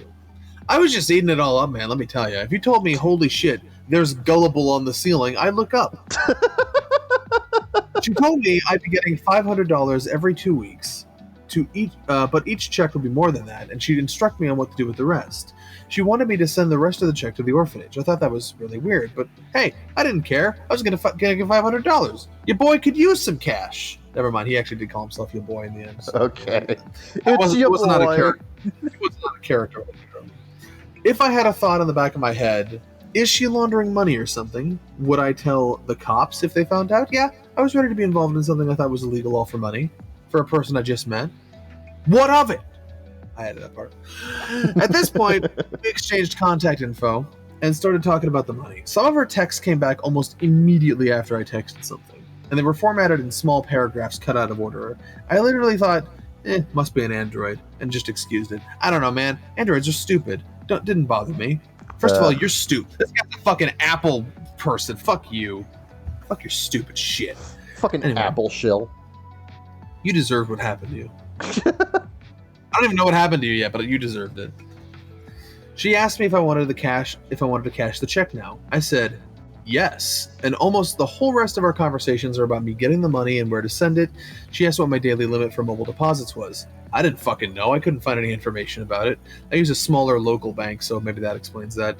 She was putting a lot of pressure on me to find this piece of information out. That spiked my anxiety a bit. Why the fuck would she care about that? How much is she going to send me? I kept saying I'd have to consult my financial officer. What the fuck is a financial officer? Maybe I really am dumb. I asked about it because she said he just helps her out with finances. Oh no, she said that. Right, okay. And then she finally sends me the check, $1,500. But bro, this is my spam email.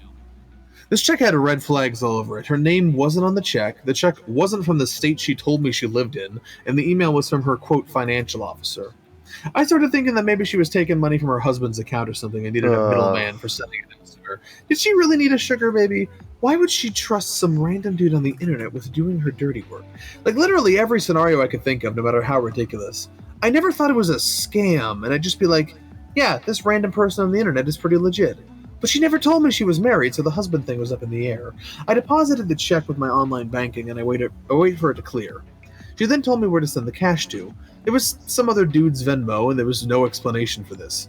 She didn't say it was the director of the orphanage or anything. She was just like, send it here, dearie. I looked at this guy's transaction history, and it looked legit until I saw daily transactions between him and some dude named Abdul. I thought that was sketchy, but then I was like, bro, don't be racist, so I ignored it. Oh, no. See the pattern? I kept texting, calling me the next day, which was yesterday, if I got the check yet. She needed me to send screenshots of my account to see if I'd gotten to it yet, and I sent them no problem. I covered everything up except for what my balance was, which is around, I don't know, $750. I don't know. It seemed like she was very paranoid about it. I chopped it up to me being her first sugar baby. I didn't know that for a fact, though. She kept bugging me about it, but I was busy that day working and hanging out with friends. At one point, she asked if I could send $500 now, then the rest the next day. No way was I going to do anything until the check actually cleared. I'm not some sucker who's going to let you scam me. Shake my fucking head. She told me that it was for her brother's friend who got into an accident and proceeded to send me this picture of this dude in a full body cast. And I asked her, why don't you withdraw the money yourself? I don't even remember what she said, but she said some excuse that apparently I didn't question. Said something like, I trust you, but I'm going to wait till... I said something like, I trust you, but I'm going to wait till the check clears to be safe. And then she sends me a screenshot of some other account, which she described as another one of her sugar babies that had some money in it. She told me, I wouldn't send you proof if I was scamming you, but whatever. Around 11 p.m. last night, I checked my bank account, and wouldn't you know it, $1,500 appeared in my account. I immediately Venmo'd the random dude $1,000 and went to sleep. 500 secured, boys. This morning, I felt so compelled to check my account. I don't know why. Just a feeling I had. Couldn't shake it. I log into my account. The balance was negative $250. My heart dropped. I low-key started to panic. I couldn't move. This was all the money I have right now. I was overcome with all these emotions. I started gagging. I texted the quote-unquote sugar mama, saying, I have no money, and sent her a screenshot of my account. And the first thing she said was, how come you have $22.50 in your account? I guess you can't do basic math or read. So I had $750 plus our $1,500. Negative $250 was the available balance, and $22.50 was the current balance. So the only thing I could piece together was that the $1,500 was missing. I looked it up online because the money was there last night. The best piece of advice I saw was go to the bank immediately. So I got ready. I went to the bank without a second thought. I was so sick to my stomach. I thought I owed the bank $250. I get to talking with someone, and they asked what the check was for, and I said, you know what? I'm gonna be honest with you. It was from someone that wanted to like send me money, like a sugar mama.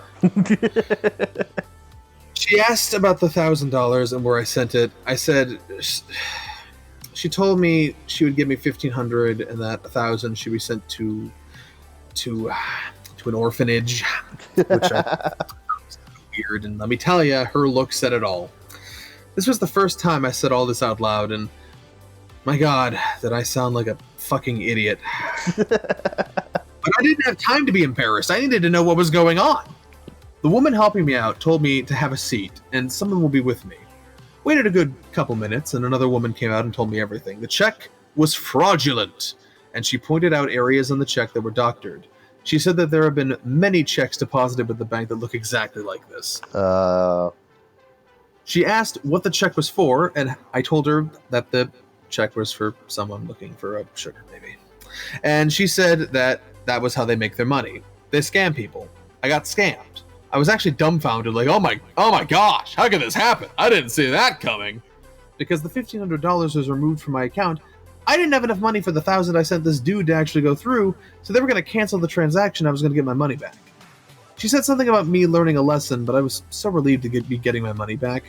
I didn't even hear her the first time. I asked her like 3 times, like, is there anything I should know or do? Because I wanted to make sure. And she assured me that I'll get the money back and that I should monitor my account and change the password. I asked if I could shake their hand because they helped alleviate my stress and helped me out big time. They look a little confused, but I was so grateful they helped me out. A thank you wasn't enough. And I said, well, now you guys have a story to tell with the family tonight or something like that. And they were more confused, and then I just walked out. The whole time I was there, I wasn't embarrassed. I didn't worry about people judging me. I just thought about my money. I took a pretty long drive to cool off because I was so mad at myself, actually.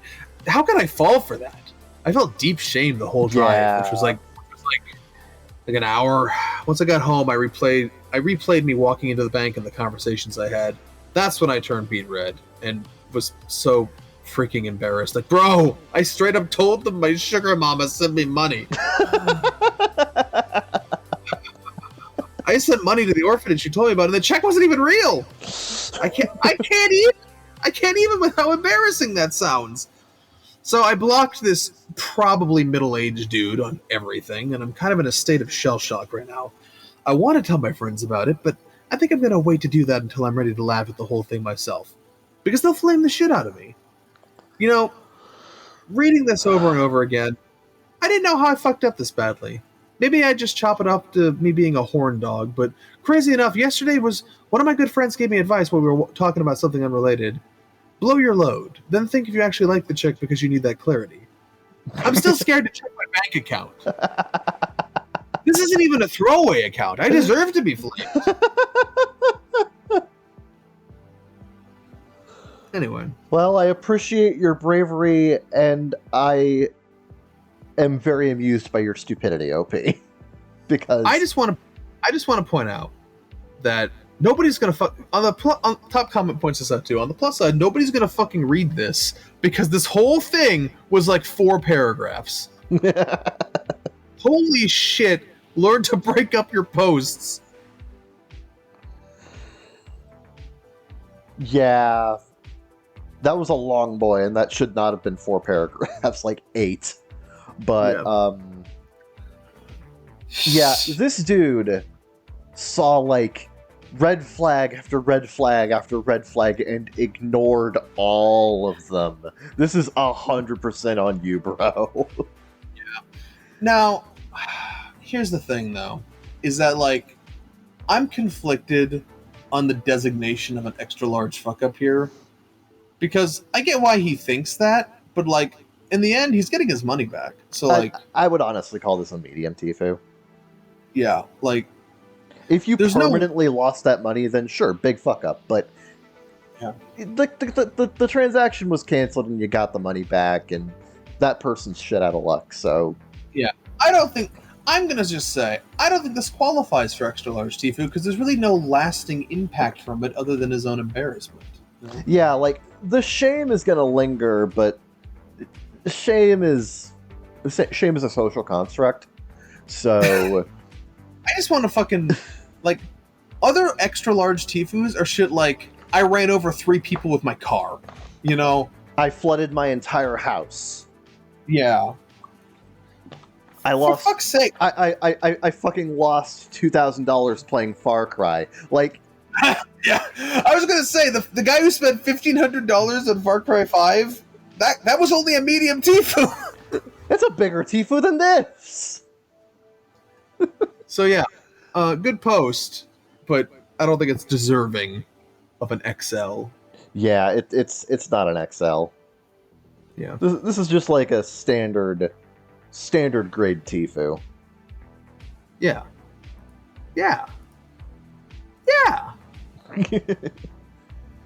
Right. Let me find something here. Read this one. All right. Damn, that was long. We're only on the 4th one. Am I the asshole for stealing a part of my neighbor's yard? I saw a Family Guy episode about this. The title makes it sound like a clear case, but I don't think I'm the asshole regardless of what the neighbor says. Between our yard and his, there are bushes, both on my side and his side of the property line. Recently he came to me and said he wanted to remove the bushes and he owns that part. The reason is, on the map, the line was drawn with a marker, so 3 millimeters is equal to like 2 meters of ground. We actually never had an issue, as there were bushes and it was fine. So I told him that the 2 meters are equally split between us and I don't want to do anything. He insisted and said he will get an order. I told him for this he will need a measurement, so we can just order the measurements and act accordingly. He refused, but since I didn't want to have to argue, I ordered it anyway. Costed about €1,000. The measurements came back and concluded that the entire 2 meters are on my side. I told the neighbor this and said we could either keep everything as it is now or I can get an order from the council to claim my property. Of course he says he wants to keep it as it is, which I'm fine with, but now I spent €1,000, so I asked him to pay half, but he refused, saying that I ordered the measurements, but only because he was making an issue. So I responded by taking the measurements to the council and requesting an order. In my opinion, I offered many compromises, but he accepted none. My family thinks it's vengeful, and I and I should have just kept the measurements in case we needed them in the future and settled the costs. Am I the asshole? To clarify, edit. To clarify, the order I was referring to from the council is a decree saying who can do what and where. So basically saying that I own the property according to the measurements, provided no one has counter-measurements within X weeks, and that everyone else should go away. It's not an order to pay. For this, I would have to go to the magistrate. Also, the assholeness I'm referring to is extorting the neighbors for 500 euros in return for the land. Ultra cheap price, by the way. I know, yeah. So, top comment has it figured out. Yeah. Not the asshole, but the title is wrong. You didn't steal part of his yard. It's your yard, and the survey proved it. Not the asshole for sure. You're also avoiding future property disputes between future owners by resolving it now. Yeah, pretty much. Yeah. And honestly, you're asking a reasonable price for paying for half of that. Yeah, considering you wanted nothing, you didn't want it to begin with. You just wanted to, yeah. Yeah, this is all on their part. So yeah, you're not the asshole. Yeah, they basically almost strong-armed you into getting a measurement like this just to disprove what they wanted to do. Yeah. So, I think that's fair to ask. Yeah. This is one of those situations where it's like, well, congratulations, none of us are happy now. Mm-hmm. But at the very least, you have your yard. Yep. All right. So, not the asshole. Yes. All right. I'll read this one. Am I the asshole for admitting to my husband that I think my career is more important than his? Ooh, boy. This is one of those could go any number of ways sort of things. My husband and I have 2 kids. I'm assuming kids. Okay. Yeah. 9 and 7. But what are the genders? Damn it. There's a format. And we both work full time. Both of our jobs are in our desired fields and are what we went to school for. However, my job pays me much more than his, and mine is also a lot higher stress, requires more time commitment, and can be mentally exhausting. This does cause more of the kid and household duties to fall on him. He will sometimes complain about it, but with the nature of my job, there's just not much I can do to change it unless I plan ahead for taking time off. I just can't do it without impacting a lot of other people in their jobs. This most often comes up when one of the kids is sick and needs to be picked up or kept home from school. It's just a lot easier for him to get away from work, especially since he works from home 3 days a week. His job is also super understanding about it, and my husband has never once told me that he needs to do something like that instead of him. My husband has never told me once he needs me to do something like that instead of, okay. Now that our kids are done with school for the year, we enrolled them both in the summer program, so we'll keep them busy during the work days. However, last week our youngest was sick for 2 days, and this week our oldest had the same illness for 3. It was just a stomach bug, but they both had to be kept home. My husband took care of all this during the day, and I took over in the evenings. Last night, I got home late and noticed my husband was a bit rattled. I asked him if everything was okay, and he looked me straight in the eyes and said, "No," in a tone I don't think I've ever heard from him. It was almost vitriolic. He said he's tired of always being the one who has to stop what he's doing to take care of the kids, and that just for once he wants me to take the initiative and, quote, "step the fuck up." I told him that was a mean thing to say, and I don't appreciate being ambushed like this as soon as I get in the door. I tried to explain to him that I had a tough day at work and that I would take over for him, but he cut me off. He told me he doesn't feel like I'm pulling my weight for the kids and the house, and that he's tired of me always acting like my job is more important than his. I took offense to that, because I work my ass off at my job, and I come home and I don't stop doing things around the house or with the kids until I go to sleep. And I told him that, actually, yes, my job is important, because without my job, we wouldn't have this house, the car, the money to pay for the kids to be in these programs that allow us both to work. I told him he knew the nature of my job when we got married, and we had discussions about how hard it would be for me to take time off unexpectedly, and that he would have to do the brunt of stuff with the kids when it came up. He stood there and listened and said, "Well, at least you can finally admit that you think you're more important." I tried to talk to him more about it, but he refuses to speak to me. I know I messed up by actually saying that, but it's the truth. To clarify our respective jobs, I am an anesthesiologist and he's a web developer. Okay. Okay, to be fair, anesthesiologist is a job that requires 0 mistakes. Yeah, pretty much. But, top comment, reverse the roles here. If someone posted this and the wife was complaining about always being the one to have to take care of the kids, the husband would be crucified. You're the asshole. If your job is so important, why did you have children? That's a very good point, because, like, you had the job before you got married and before you had kids, and you both knew going in that you would not have the time to actually, you know, look after the kids, and a lot of it would have to fall on the other person, which that's just not fair to them. That's not fair to your partner. So this really is OP's fault for even deciding to get into the relationship in the first place.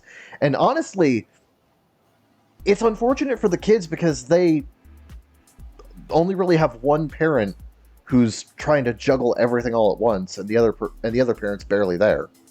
So, like, oh god, yeah, OP's the asshole. Fuck that. I have a problem with people who deliberately get into relationships and bring children into this world when they have no way of actually caring for those kids. Yeah. Like, I got a serious problem with people like that, and OP fits the bill. Not necessarily in a monetary sense, but mostly in like a neglectful sense. They can't be there, and they're not willing to budge on it. So it's OP's the asshole. Reddit is viciously divided about this post. Yeah, I'm seeing a lot of arguments for all judgments, actually. YTA, NTA, ESH, NAH. Yeah, I can see a little bit of the everyone sucks here, but like, I don't know. I think the core problem, what it really comes down to, is OP just getting into a relationship that they should not have gotten into. Yeah.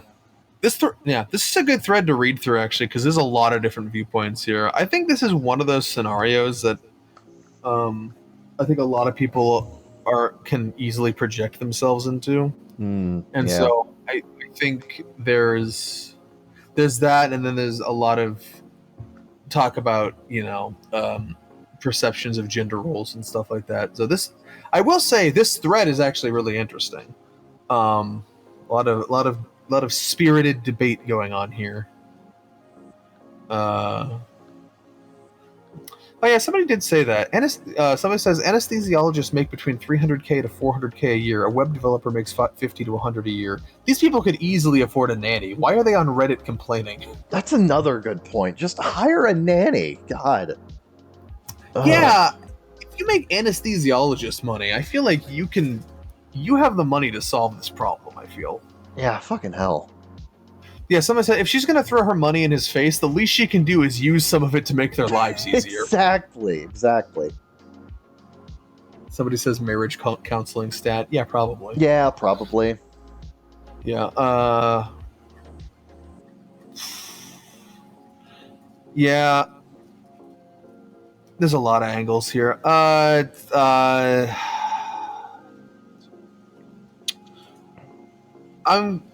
gonna go. You're the asshole, but it's complicated. This is very complicated. Yeah. Yeah.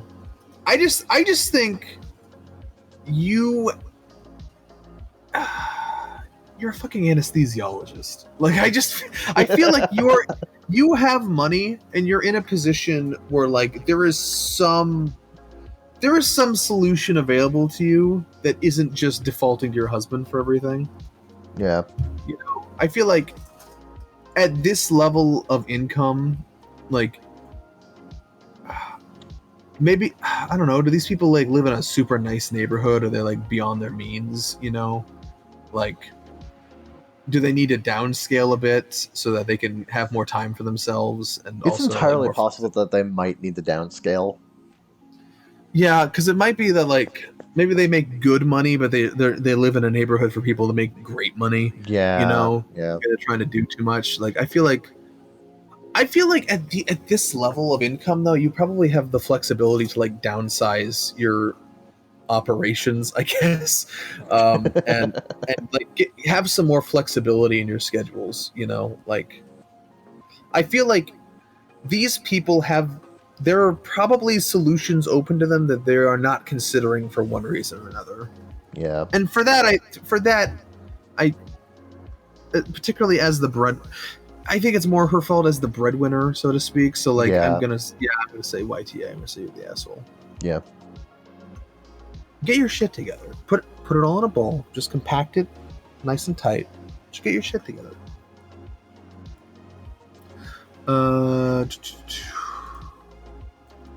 Right. Let's see here.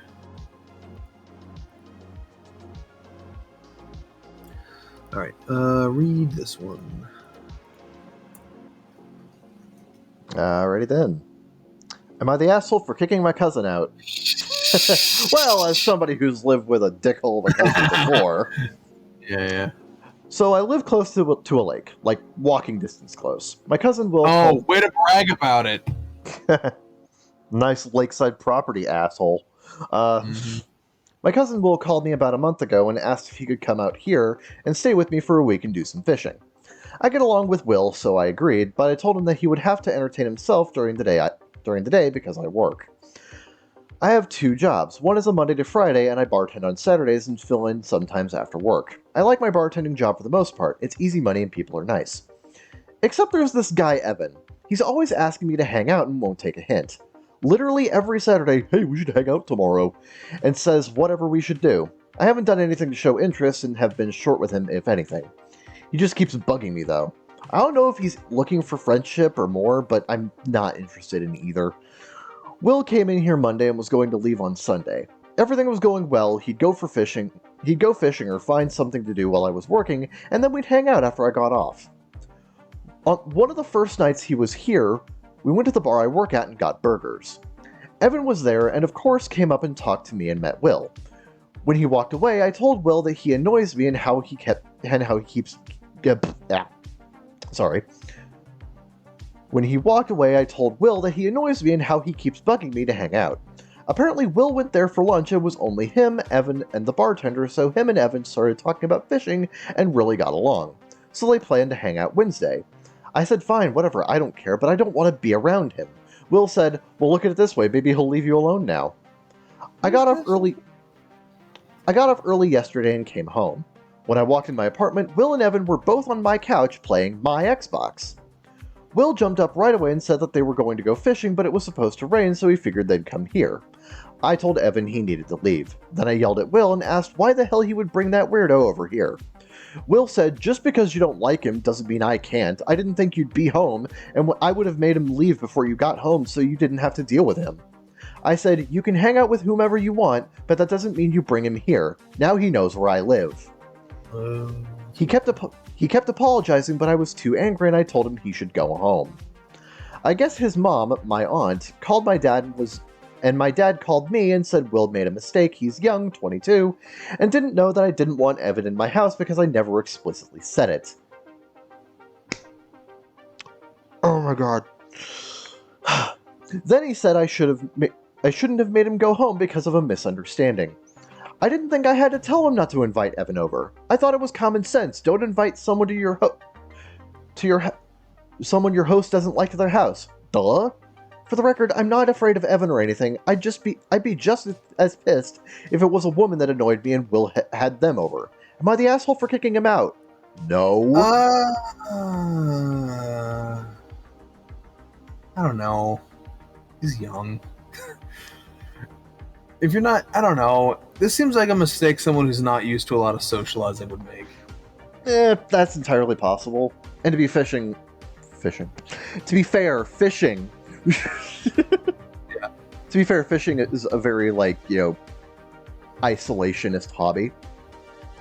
Yeah. So, I mean, I don't know these people well enough to judge, but I agree it was a mistake, but and it's also I don't know, maybe this is also a mistake someone on the spectrum would make because again, it was never explicitly forbade,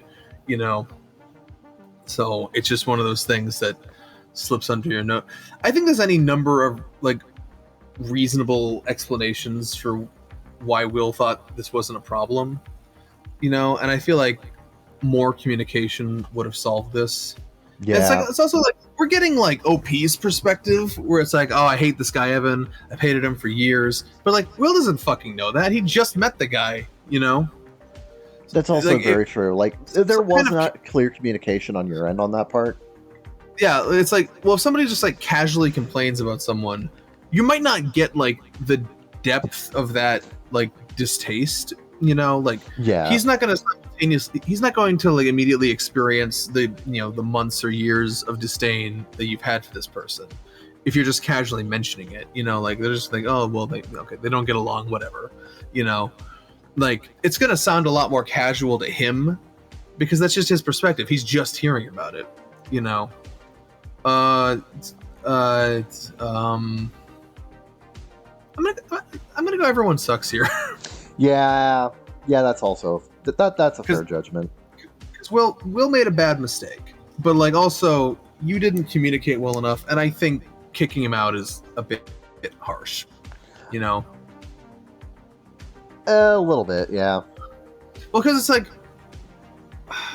how does it help at that point? It's like purely punitive. It's purely vindictive at that point. Yeah. Like no one benefits from you doing that anymore. You know, like, you know, because like he was going to be fishing most. He's going to be fishing most of the time anyway. You know, so it's like I'm not a fan of like shit like that where it's like it's just like purely vindictive. I'm just doing it to feel better about the situation. Yeah, but it doesn't actually help anyone, you know. So like I think it's a bit harsh because it doesn't help. It doesn't like remedy anything, you know. So I'm gonna go. Everyone sucks here. Yeah, that's fair. I can agree with that. Reddit doesn't agree with me, but that's okay. I don't care what Reddit. I don't care about Reddit's opinion. So you know, there's that. We're not here for Reddit's opinions. Yeah, you're here for our opinions. Exactly. Or you better be. Or there's going to be problems, capiche? Are you ready for a large Tifu? I don't know. Is it going to be a bigger Tifu than the extra large one? Because let's find out. Well, I'll tell you one thing. The paragraphs are just as big. Oh, lovely. Although there's less of them. Today I fucked up by forgetting to remove stuff from my mother's computer and getting reamed for trying to process my issues. What the fuck? Okay. So to set the background for a bit, I come from an unhappy home. An alcoholic mother, an empty husk of a father. I'm the middle daughter out of 3 daughters. My mother, who's an absolute gem of a person who just makes you want to jump into traffic, has lost her husband and 3 daughters due to her wretched personality. Okay, lost in a figurative sense. Okay. They're not dead.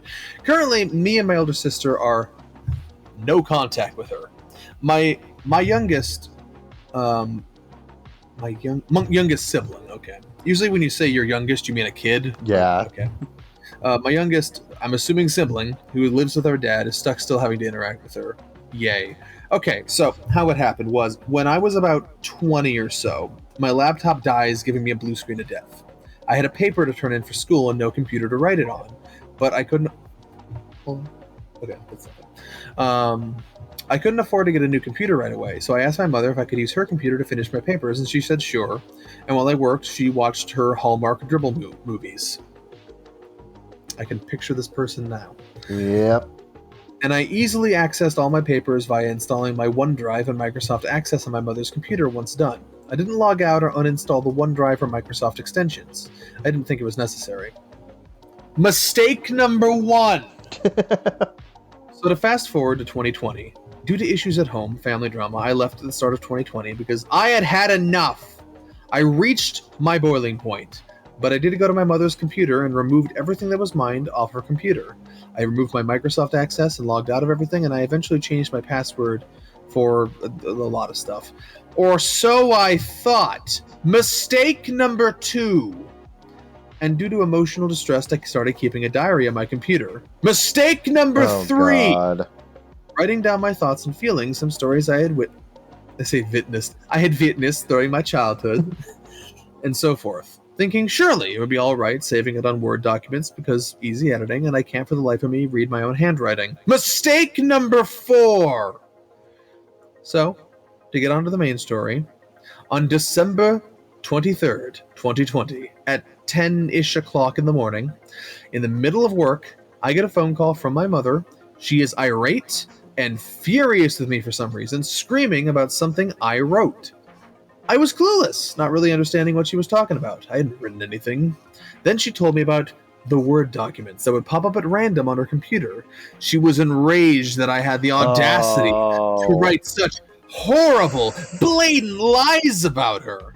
And she demanded that I come over and remove it from her computer, and she insisted on having a talk about my ungrateful behavior and just how sick and wrong I am to treat my own mother like she's the Wicked Witch of the West. Well, she's not exactly helping her case. I'll get you, my pretties. I got off the Word documents too. I'll get your Word documents too. Your Microsoft Word documents.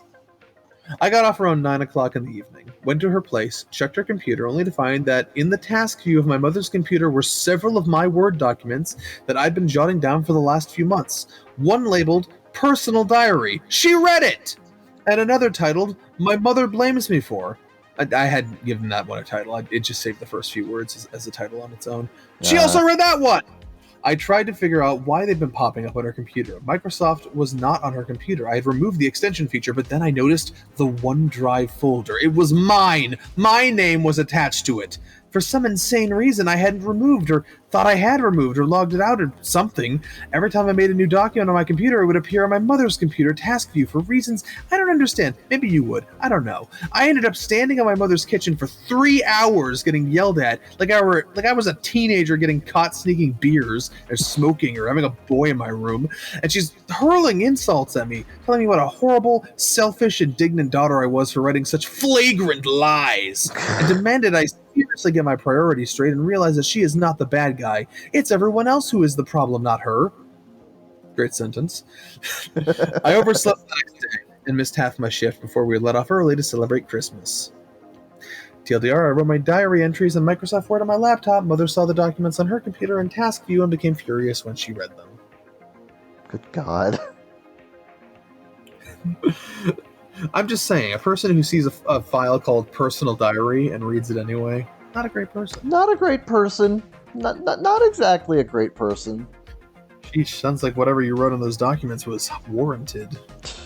Certainly seems that way. OP is not... I'm just reading comments. OP is not to blame for being honest in her diary. That's what diaries are for! Yeah, Mom shouldn't have read them, and as a healthy person, aside from not reading someone's diary, would probably want to work things out with their adult child. I'm gonna say I think this qualifies for large Tifu. Yeah, not a lot of emotional damage. Emotional damage. God, we really need a soundboard one of these days. Now that's a good investment. Is there a Discord bot for soundboards? I would have to look into it. No, I'll look into it. You shut up. Okay. Yeah, you have editing to do. You get stuff. You gotta make my fucking intro. I do. I'm gonna get on that pretty soon. Right. Let's see.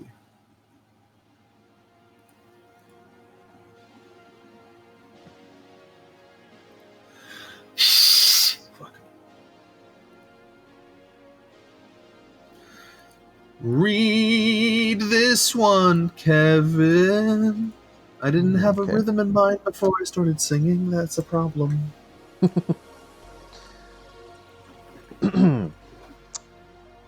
taking a second to load. Okay. Am I the asshole? I reported my car... It was also locked. Oh, God. Am I the asshole? I reported my car missing after my husband took it to attend his brother's wedding. My husband, 35, does not have a car. He sold his... gender? My husband, 35, does not have a car. He sold his old one to help pay for his brother's wedding. I did not agree on this, but he had this car before we got together, so it's a shared property.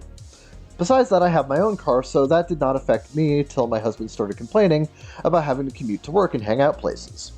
He tried to get me to let him drive my car several times, but I stood firm and put a boundary, making him understand that my car will never be driven by him. One of the reasons why is because of how bad his driving is. Okay. I'm just going to interject for a second and say, if you can't trust your partner to drive your car, you have a problem. Some problems there. His brother lives out of town. My husband asked if he could drive my car to the wedding, but I refused, but not because I'm not invited, another story for another day, but because, like I said, my car is off limits. He threw a fit, calling me unreasonable to let him take public transportation because he could barely stand it for 10 minutes, let alone hours. I said it wasn't my problem, which irritated him but made him stop arguing about it. The day that he was supposed to travel out of town, I woke up at 10 a.m. and couldn't find my car key. I went outside and couldn't find my car either. I was beyond pissed. I called him and, like I expected, he took it and was on his way to the other town. I lost it and told him I gave him no permission to take it for a whole 5 days, and said that if he won't turn around with it and come home, that I'd call the cops and report it missing. His response was, "You wouldn't dare do it because you know what would happen."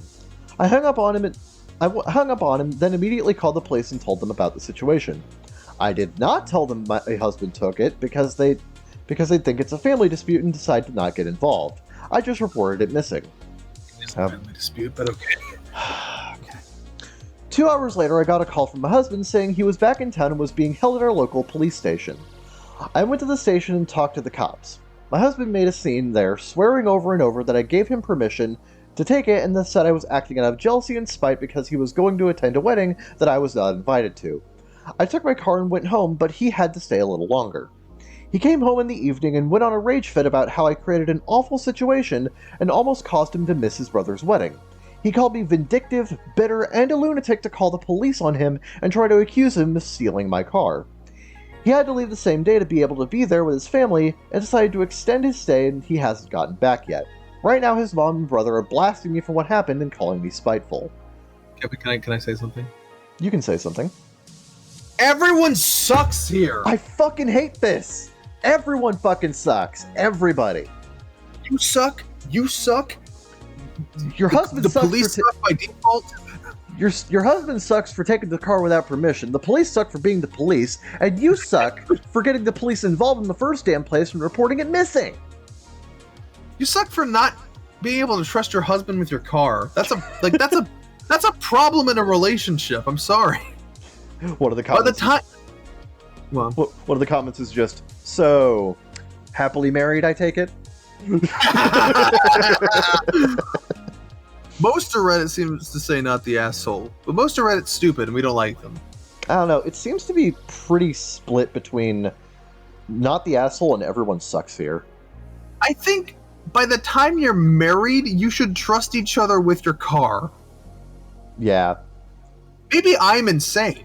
Yeah, that's what I think. Yeah, I Can Schwim says, everyone sucks here. Why are you even together? Just break up. You both sound like absolute nightmares.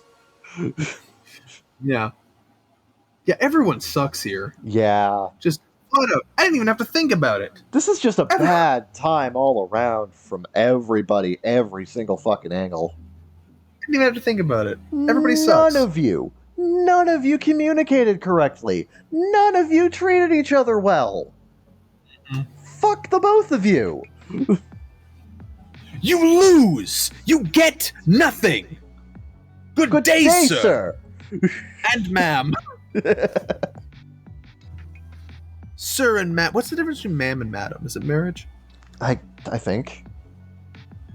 Good day, madam and sir. Sir and madam. Madame. You fucks. There you go. Good day, you fucks. Hey, if they were allowed to get away with one F word, I think that's where Willy Wonka would use it. Probably. No, stop. Come back. Okay,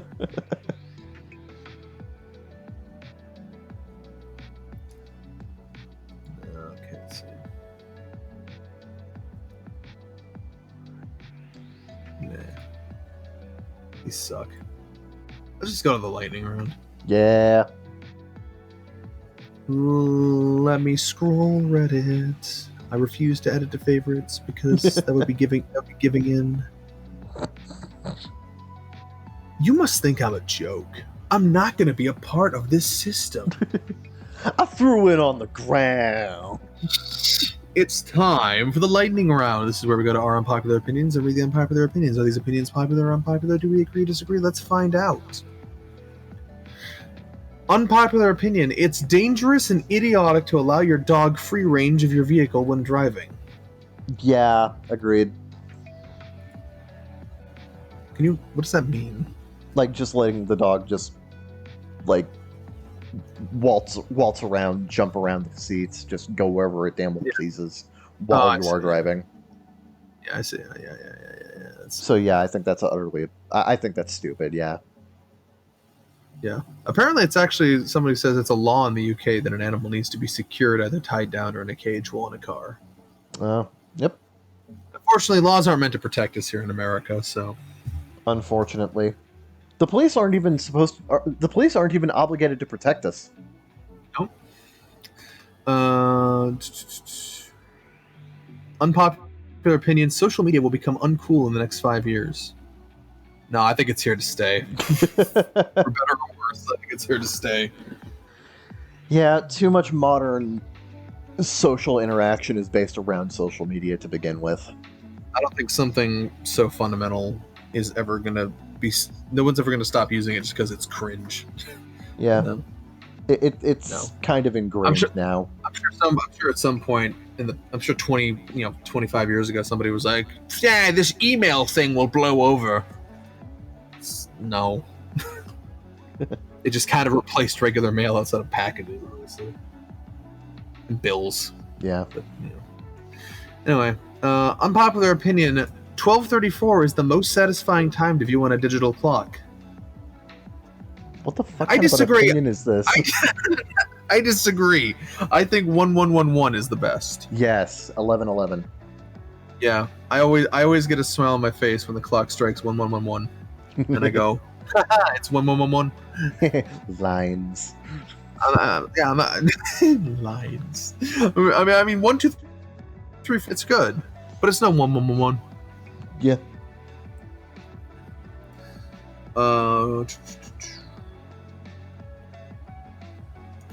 Unpopular opinion: I hate places that are dog friendly and have a lot of become de facto dog friendly. I want to enjoy places without having to encounter a dog. Yeah.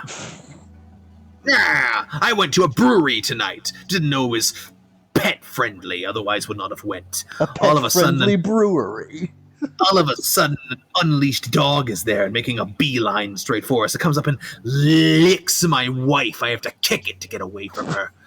Get it away from her. Jeez. Before an idiot of an owner realized what was going on. I can't fucking stand dogs. I can't fucking stand that I can't just enjoy a beer or eat a meal or go to the fucking store without encountering dogs. It's fucking absurd that people are taking them to grocery stores. Even well-behaved dogs are a problem. Everyone sees that dog and they want to go everywhere with that dog, or may or may not have been trained, and now employees are being taken advantage of more than out of fear of lawsuits and fear of confrontation from entitled dog owners. This shit sucks, and I wish it would stop. You mad, bro? I think bro mad. Can we have Reddit is actually on his side? I mean, I kind of understand where he's coming from, but he's taking it to an extreme. I think there's a nuanced, middle ground opinion here between, having your dog everywhere and becoming a dog Nazi. Like, I agree. It's kind of weird that people just bring unleashed dogs into grocery stores now. It's kind of weird. A little bit. There's a produce section that they're just going to get into. That seems like a problem. Yeah, like, keep the dog on a leash and train them better. I don't know, man. Yep. I don't know, man. Hold on. Okay, no, it's just a fucking... Okay, it's just a fucking... Okay. It's 64 degrees out. Did you know that? No, I did not. Well, probably not where you live. But Yeah, no, it's a lot hotter over here. Sorry, I have to crack my neck. Okay. Unpopular opinion: eating meat directly off the bone sucks. Yeah. Yeah. Yeah. Kinda. It has a nice, like, caveman energy to it. Like, Yeah. I am surviving. I am eating my prey. Some part of my brain likes that, but like the actual experience, like it's always too stringy or too fatty or too something, too sinewy. Yeah. So yeah, I agree. Yeah, I can agree on that one, yeah. Unpopular opinion: Keanu Reeves isn't a saint. He just behaves like a normal, nice person. Yeah, in Hollywood, that's abnormal. Yeah, so you do realize this is Hollywood, right? It's all relative. The reason why we, put Keanu Reeves up on a pedestal is because compared to the rest of the fucking Hollywood actors we see around here, he is a fucking saint. Yeah. Nobody thinks he's Mother Teresa. It's just, having such a high-profile guy just be like a normal, nice person is rare. So, yeah it stands out. Based Keanu. Unpopular opinion: I find animation superior to live action. I believe we've had this conversation before. I don't remember it. Basically, different stories, different filmmaking styles are beneficial towards different kinds of media, live action or animation. So it's really dependent on the creative, what they're trying to accomplish, what they're trying to achieve, and how well they're actually going to be able to, present their vision either through live action or animation. Yeah.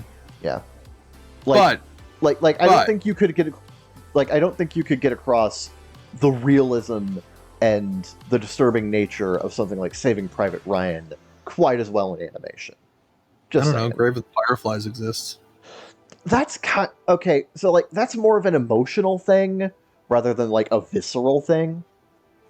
Weren't you so emotional you couldn't sleep? No. Grave with the Fireflies just depressed me. Right. No, I was talking about Saving Private Ryan. Yeah, Saving Private Ryan. Yeah. Yeah, you were so emotional you couldn't sleep. So it's like emotions. They both elicited emotions. Yeah, but due to different elements of the work. Yeah, I don't think that's inherent to the mediums, though. I think that's just the different. Yeah, no. Yeah, no. But that's the thing. There are different kinds of movies that work best for their particular take on. There are different movies that work best for the medium that they choose, live action and animation.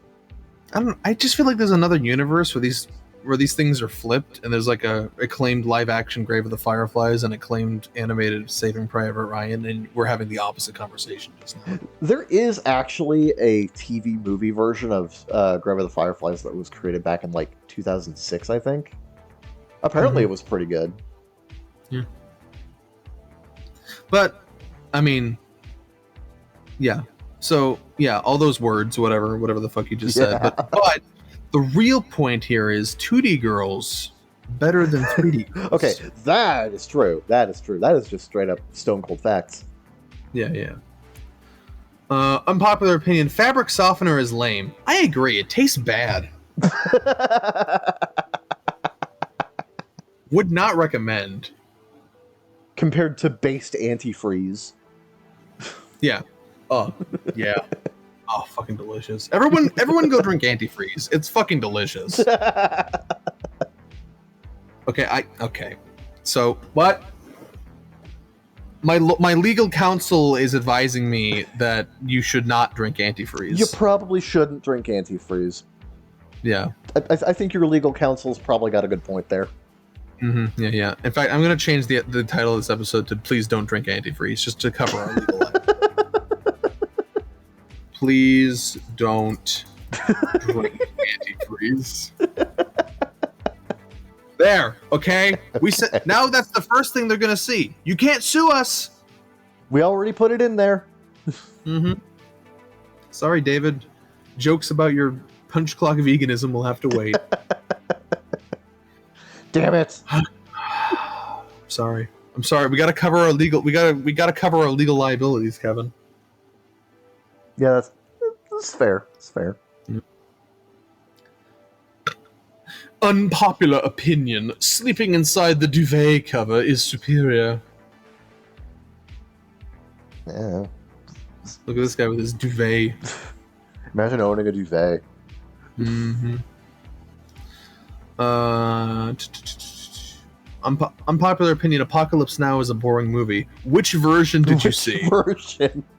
That's a very important point. Let me get into this post. Did they specify what version did they see? Because if you saw Redix, I understand. Oh, yes, they watched the Redix version. They watched the Redix version from 2001. That is exactly, yes. Watch the theatrical cuts. Top comment, your mistake was choosing to start with the Redux version. Yeah. Yeah, no wonder you thought it was fucking boring. I knew it. Alright.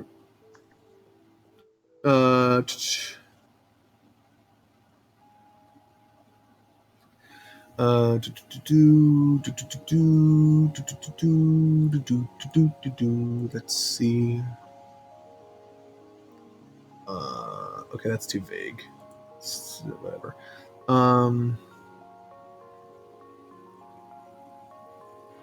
Unpopular opinion: sardines and a well-seasoned omelet are delicious. I gotta try that. I gotta try that. Yeah. I don't make omelets often, but I like sardines. Maybe. That sounds like it'd be good, yeah. Yeah, maybe. Yeah. Let's see. Unpopular opinion: do not take your child to places where they will be needing to use a sensory room.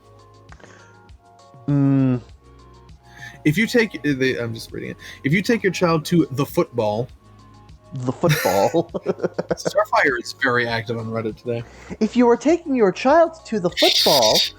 knowing that they don't like crowds and loud noises, and you rely on the sensory space to calm them, why take them to begin with? Leave them with someone, or don't go at all. Would you take your small baby to a sporting event with 30,000 people knowing it probably isn't going to work? Unlikely. Don't do it for older kids with disabilities either. Don't do that to the children. Don't take them to the football. Unpopular... top comment. Because there's lots of shit parents who never should have procreated. I feel like that's the moral of this show, honestly. Some people shouldn't have kids. Mm-hmm. This is like the most common thread.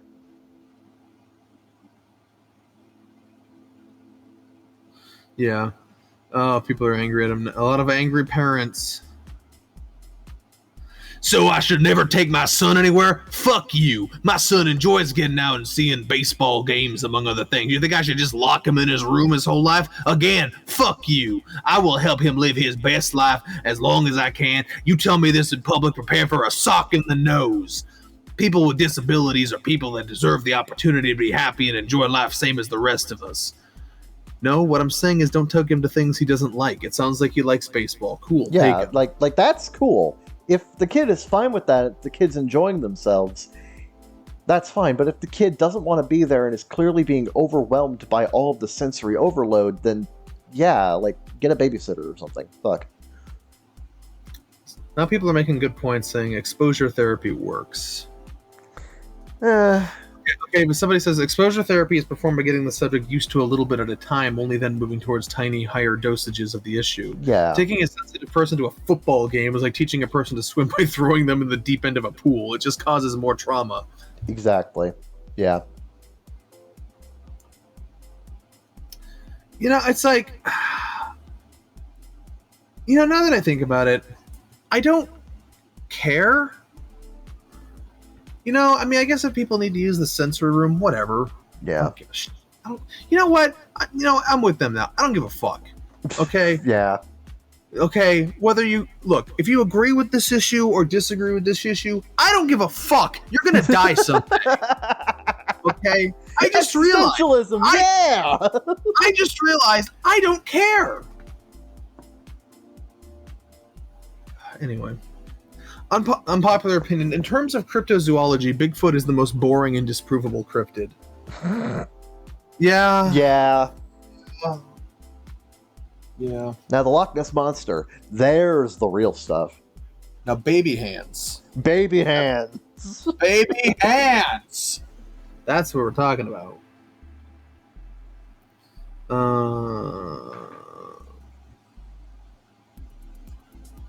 Unpopular opinion, I can't wear shoes unless they are white. OP is racist.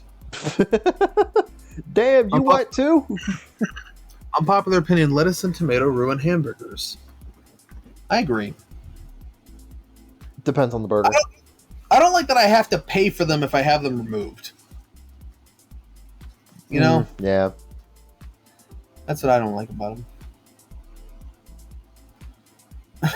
I like lettuce and tomato on burgers, so. Well, we can't all be perfect. Uh-huh. Unpopular opinion, Darth Vader's helmet is doofy as fuck and not intimidating or scary. I think you're just oversensitized to it. I think so. Like, you've been exposed to it so much, and it's just part of popular culture that it just doesn't really elicit the same level of response that it did back in 1977, because you gotta understand, it was based off of, like, German Gestapo uniforms. Yeah. So it doesn't really have the same ring to it that it did back in the late 70s. Oh my god, Darth Vader's appropriating Nazi imagery? We should cancel him. There was actually, like, I don't remember what it was. I think it was for, like, Mandalorian or whatever, where people were complaining about how, like, the new Disney Star Wars no, it was for Force Awakens, complaining about how the First Order is appropriating Nazi imagery and that this is normalizing Nazi culture, and everyone was just like, have you ever seen a Star Wars? Like, real talk. Okay, unpopular opinion. Biopics about living people are propaganda, pure and simple. I've noticed a lot of recent biopics about tech startup guys and corporate founders. While they sometimes show them in a bad light, mostly they just try to justify greed and being a shitty person to get what you want.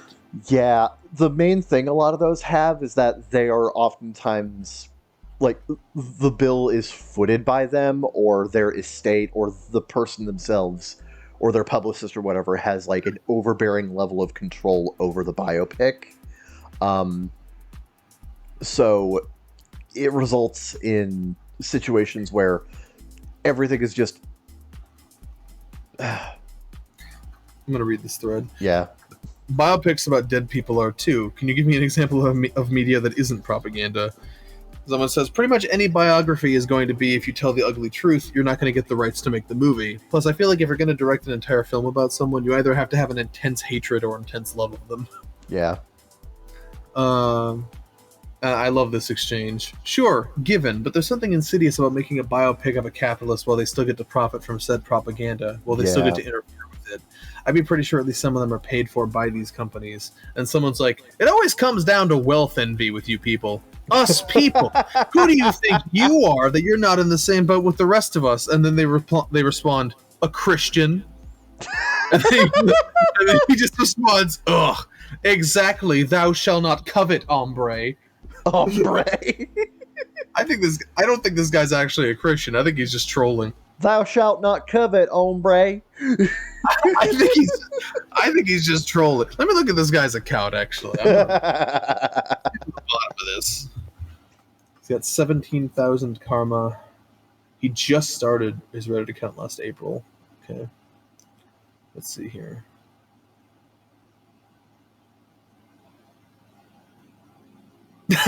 Okay, he made a post to our shower thoughts. It's so much harder not to be nice to someone who is stupid when they're also ugly. What the fuck? Oh, this guy's fun. He has made several Ask Science threads about how often you can give blood. What the fuck? Who is this? What?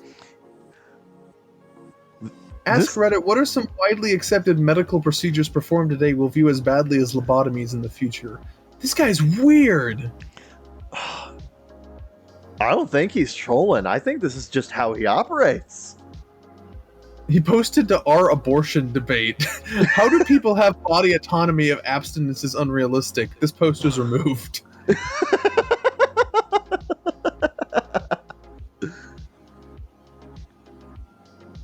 shit.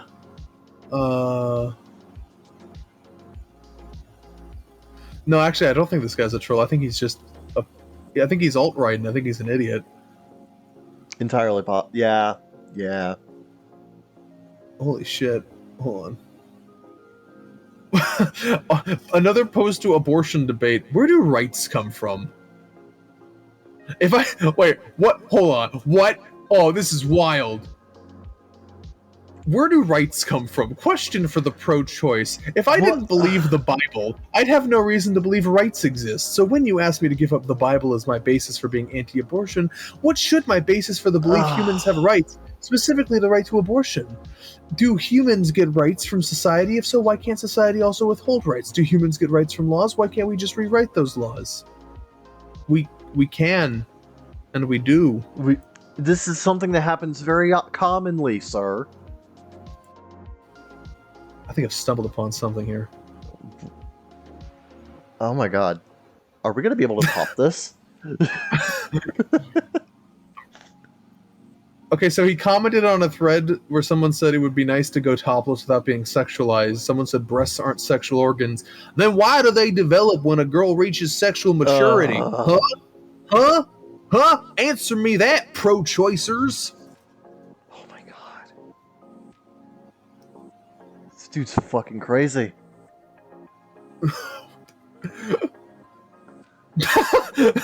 Okay, I don't know why this is making me laugh. It's just a thread on our movies called, does anyone remember Monster House? What are your thoughts on Monster House? And he just says, I don't remember Monster House. I have no thoughts on Monster House. Then why are you commenting? Why are you commenting? Oh god. I remember Monster House. I have opinions on Monster House. Yes. So does the writer of Monster House. Does he? Yeah. I mean, he said it sucks. He does? Yes. Aww. I like Monster House. He should be proud of his work. It's a fun movie. It is an entertaining children's horror film. Oh no. Oh no. Oh no. He was commenting on our social justice in action about like gender neutral locker rooms or something. Oh, He's no. like blackmailing parents into grooming their children. Just end the public school system already. Oh god. One of these fucking people. I got 319 upvotes. Oh my god. Then again, it is our social justice. It is social justice in action. Yeah, like that's like the alt-right that's like the alt-right subreddit. Yeah. Never mind. This guy is not a troll. I think he's for real. I think he's for real. Damn. There's a whole wall where he just goes on and keep in this one thread just saying abortion is still murder. Abortion is still murder. Ugh. Good god. Oh, he's Canadian. What? I never mentioned Democrats entirely because this post is about Canada. I'm Canadian. Justin Trudeau has literally banned the sale of handguns across Canada. What? This man is such an anomaly. His username is Bo Blah Blah. Blah Blah Blah Blah Blah.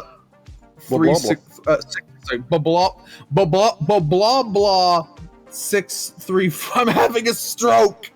Blah blah 634. Holy shit.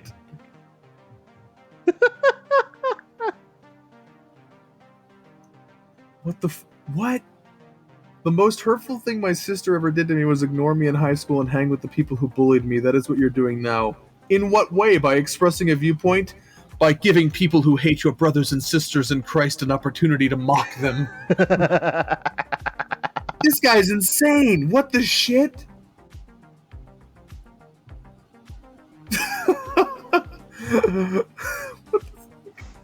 This is fascinating. It is in some bizarre. Oh my god! What the fuck?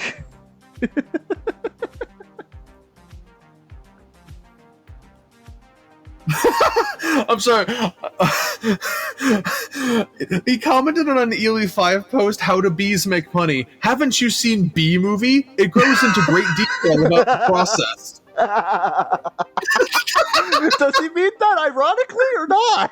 I can't tell. I don't know.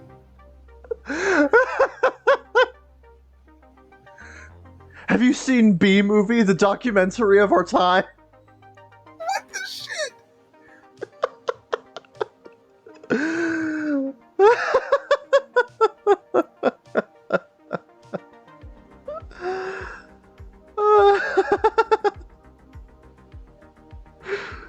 Oh no! Oh no! Zeke? What? Are we gonna be able to top this dude? I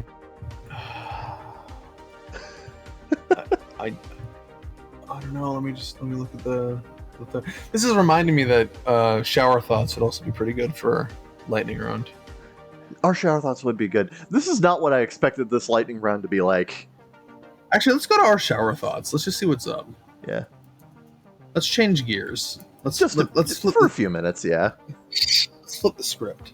Why, you got somewhere to be? Well, I have someone dropping off an Arby's order at my door right now. Right now? We'll go get it. I'll go get it. I'll be back in like 1 minute. Okay. Okay. Okay.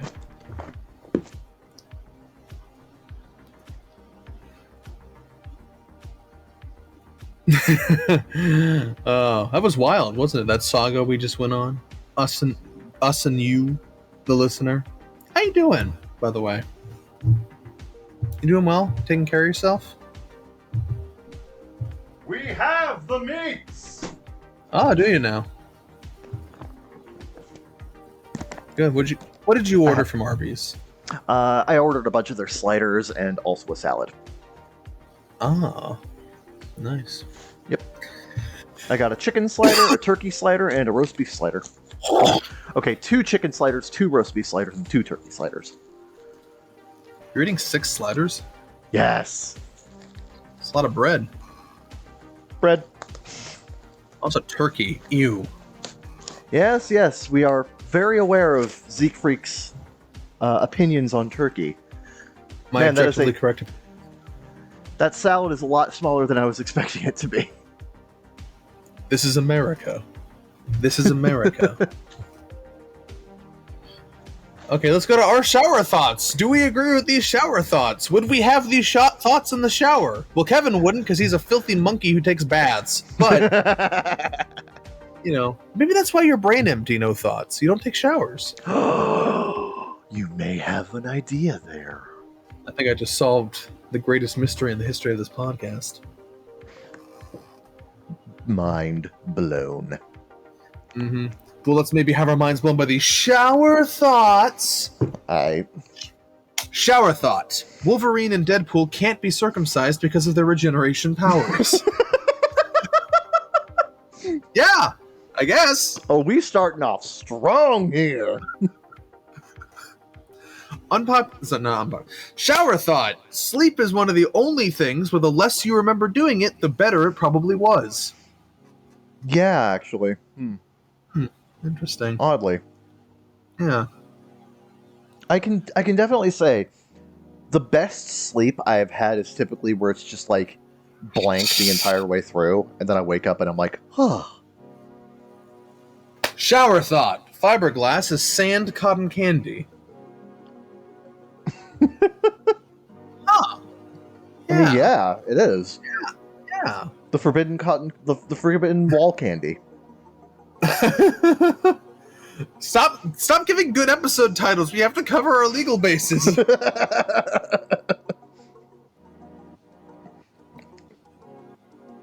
Let's see.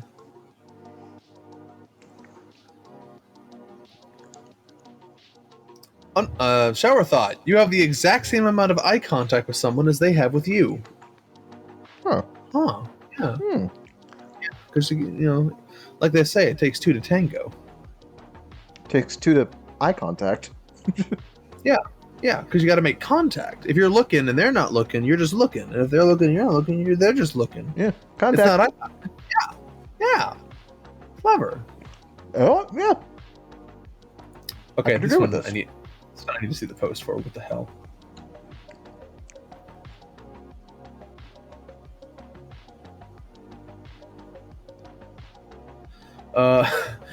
Someone said, shower thought, marketing is so effective, most people think our teeth are supposed to be white. Okay. Yeah. I guess so. Oh, there's Blablah's post. It's so much harder not to be nice to someone who's stupid when they're all so ugly. Sure, if you're a dick. Let's see. Shower thought, if the real world had cartoon physics, we would use chili peppers as flamethrower ammo. We would. Yeah. Look, my mind's in it. Shower thought! The least returned item in a store is a bag of ice. Yep. Yeah. That probably would be. Shower thought, whenever you think Texas police can't get any lower, they bring a shovel. Funny.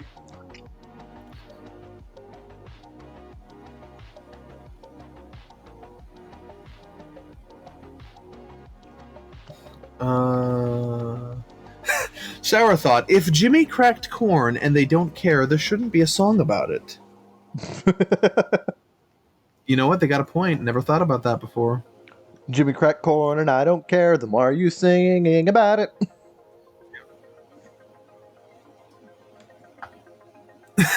Shower thought, an apartment is one unit within an ahulment. Sure? Yeah, an ahulment complex. An ahulment. I get it. Shower thought, 10 more pounds doesn't sound like a lot until you try to bench it. I guess that depends on where you're starting. I guess, yeah. Shower thought, a red-colored shirt is actually every color but red. You just learned how light works.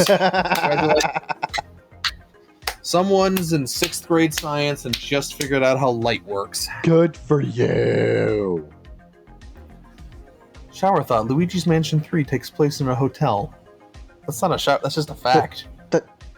Congratulations, you know the plot of Luigi's Mansion 3. Yeah. Do you understand shower thoughts? Shower thought, when stolen, a bicycle is both the victim and accomplice in the theft.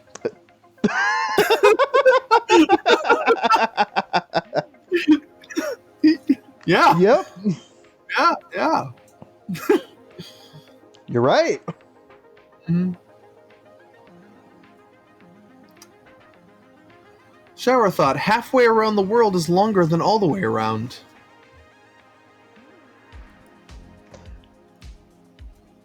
Wait.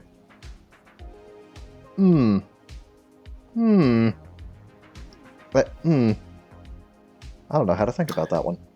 Yeah, the comments are confused too. What does that even mean? Halfway... No. What? What the fuck are you talking about, OP? Shower thought, used tampons are vampire tea bags. God. Yeah, they are. Gross. Mm-hmm. Shower thought, when video games are outlawed, only outlaws will have video games. I mean, that can go for anything, really. Yeah. You could really just say that for anything. Mm-hmm. When thing is outlawed, only outlaws will do thing. Congratulations, you understand how outlaws work. Shower thought, according to the Wizard of Oz, witches wear those big hats to keep themselves from melting in the rain. Oh! Head umbrella. You know what? You got it. It's the original umbrella hat. I'm pretty sure witches had hats like that before Wizard of Oz, but that makes a lot of sense for Wizard of Oz. It does, yeah, actually. Like, that, if intentional, that would be a good lore detail. Yeah.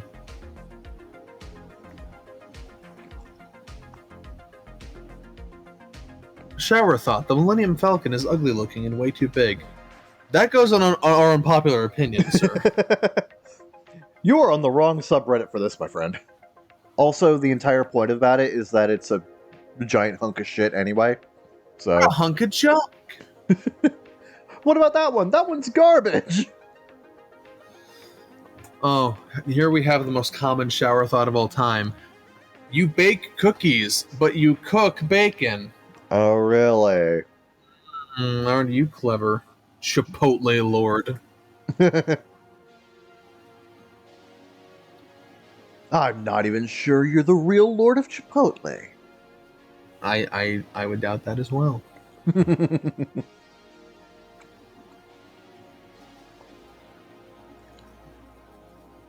God, that was dumb.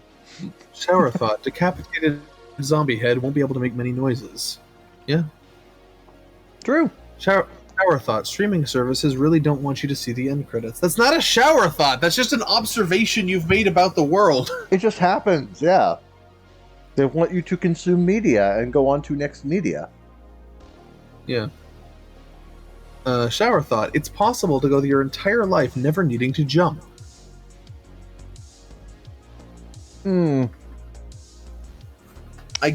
It's possible. Possible. It's possible.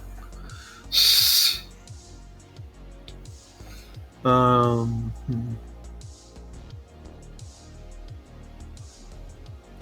this is potentially interesting. What's the argument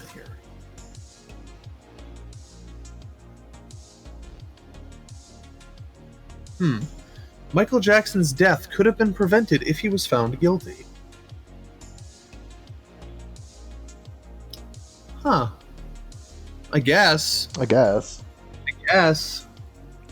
Maybe we should all be in prison. Then we won't overdose. I guess you're right, but I don't know what the point of you saying it was. I mean, I guess that's our shower thoughts, I guess.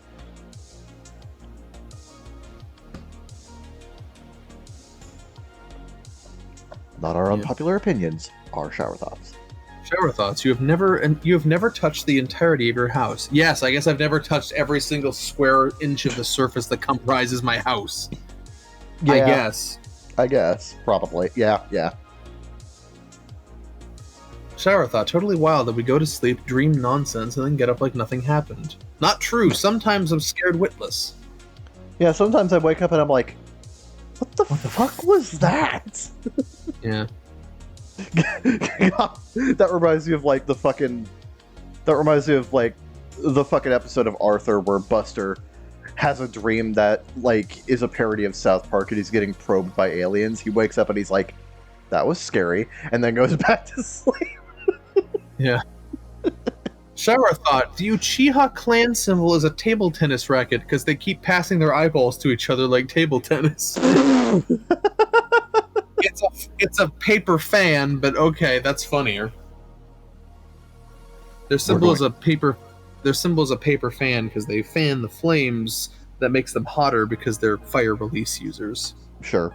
I just stole that from Top Comment, but yeah, that's right. Shower thought, there's a fair to high chance that somewhere hidden in Darth Vader's suit is a colostomy bag.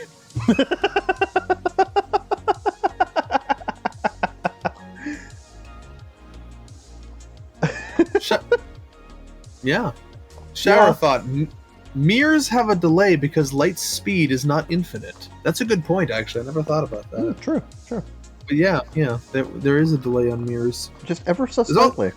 There's also a delay on your eyes. So, I mean, you know. Yeah. And if your eyes delay is the same as a mirror's delay, that would mean that relative to each other, there wouldn't be a delay. I have my own shower thoughts. There you go. You should share them on Reddit. Yeah. So do your eyes. So like relative to how we perceive the world anyway, then they probably wouldn't have a delay. Yeah. They'd be just as delayed as our vision is normally.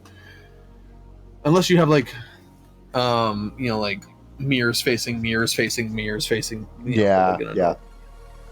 Just like the endless mirror vortex. Mm-hmm. Shower thought the first people to find an electric eel must have thought it had powers of black magic. I mean, the first time people saw anything, they thought it was black magic. So Yeah, welcome to how people work. Anything unusual that they don't understand is black magic and is evil, and is made by witches. Shower thought a good book is almost always a good gift for a friend or anyone. It's not true. Less and less people read. Yeah, I tried to get a book. I tried to get a book crash once, and it did nothing. Yeah. Also, like not everyone's gonna like all books. Yeah. Subjective. Shower thoughts. We've all probably seen more animated blimps than we have blimps in real life. Yeah. Probably. Yeah. I miss blimps. Mm-hmm. We miss blimps. We were together in our blimp missingness. How's your Arby's, by the way? It was good. It is delicious.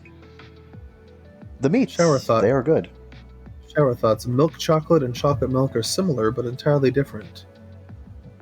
Yeah, one is more chocolate, the other one is more milk. Yeah. One, you put the milk in the chocolate. The other one, you put the chocolate in the milk. Although it is interesting that, like, milk chocolate, it starts with milk, but it's the more chocolate one. But chocolate milk is more milk, but it starts with chocolate. Yeah. It is interesting. It is. But what does it say about society? Shower thought anything can be used as currency if enough people agree on it. Yeah, that's how currency works. Yeah. Actually, no. Milk chocolate begins with the cocoa bean. So that begins with chocolate because it's chocolate.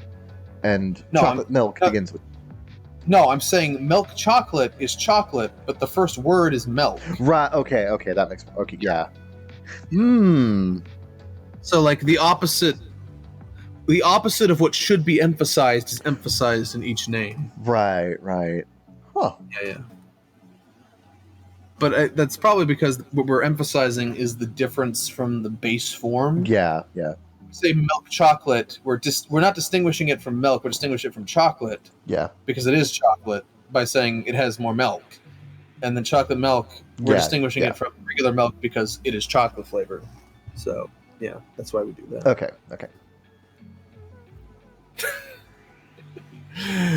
What dumb conversations we have. Man, we had a lot of mileage out of that one.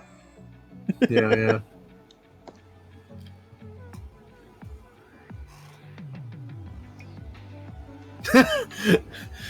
Eating a Venus flytrap would probably not be considered vegan.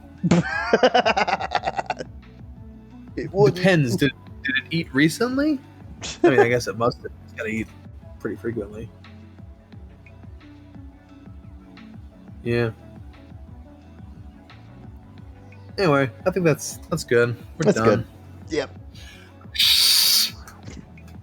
All right. Yeah.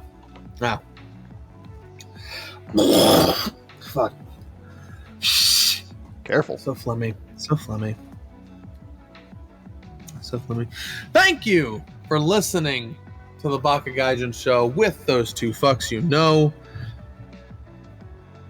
If you like what you've heard today, you can subscribe to the channel to know when all the new fucking fresh, hot, out of the fucking oven episodes are gonna drop into your goddamn lap and burn your fucking thighs.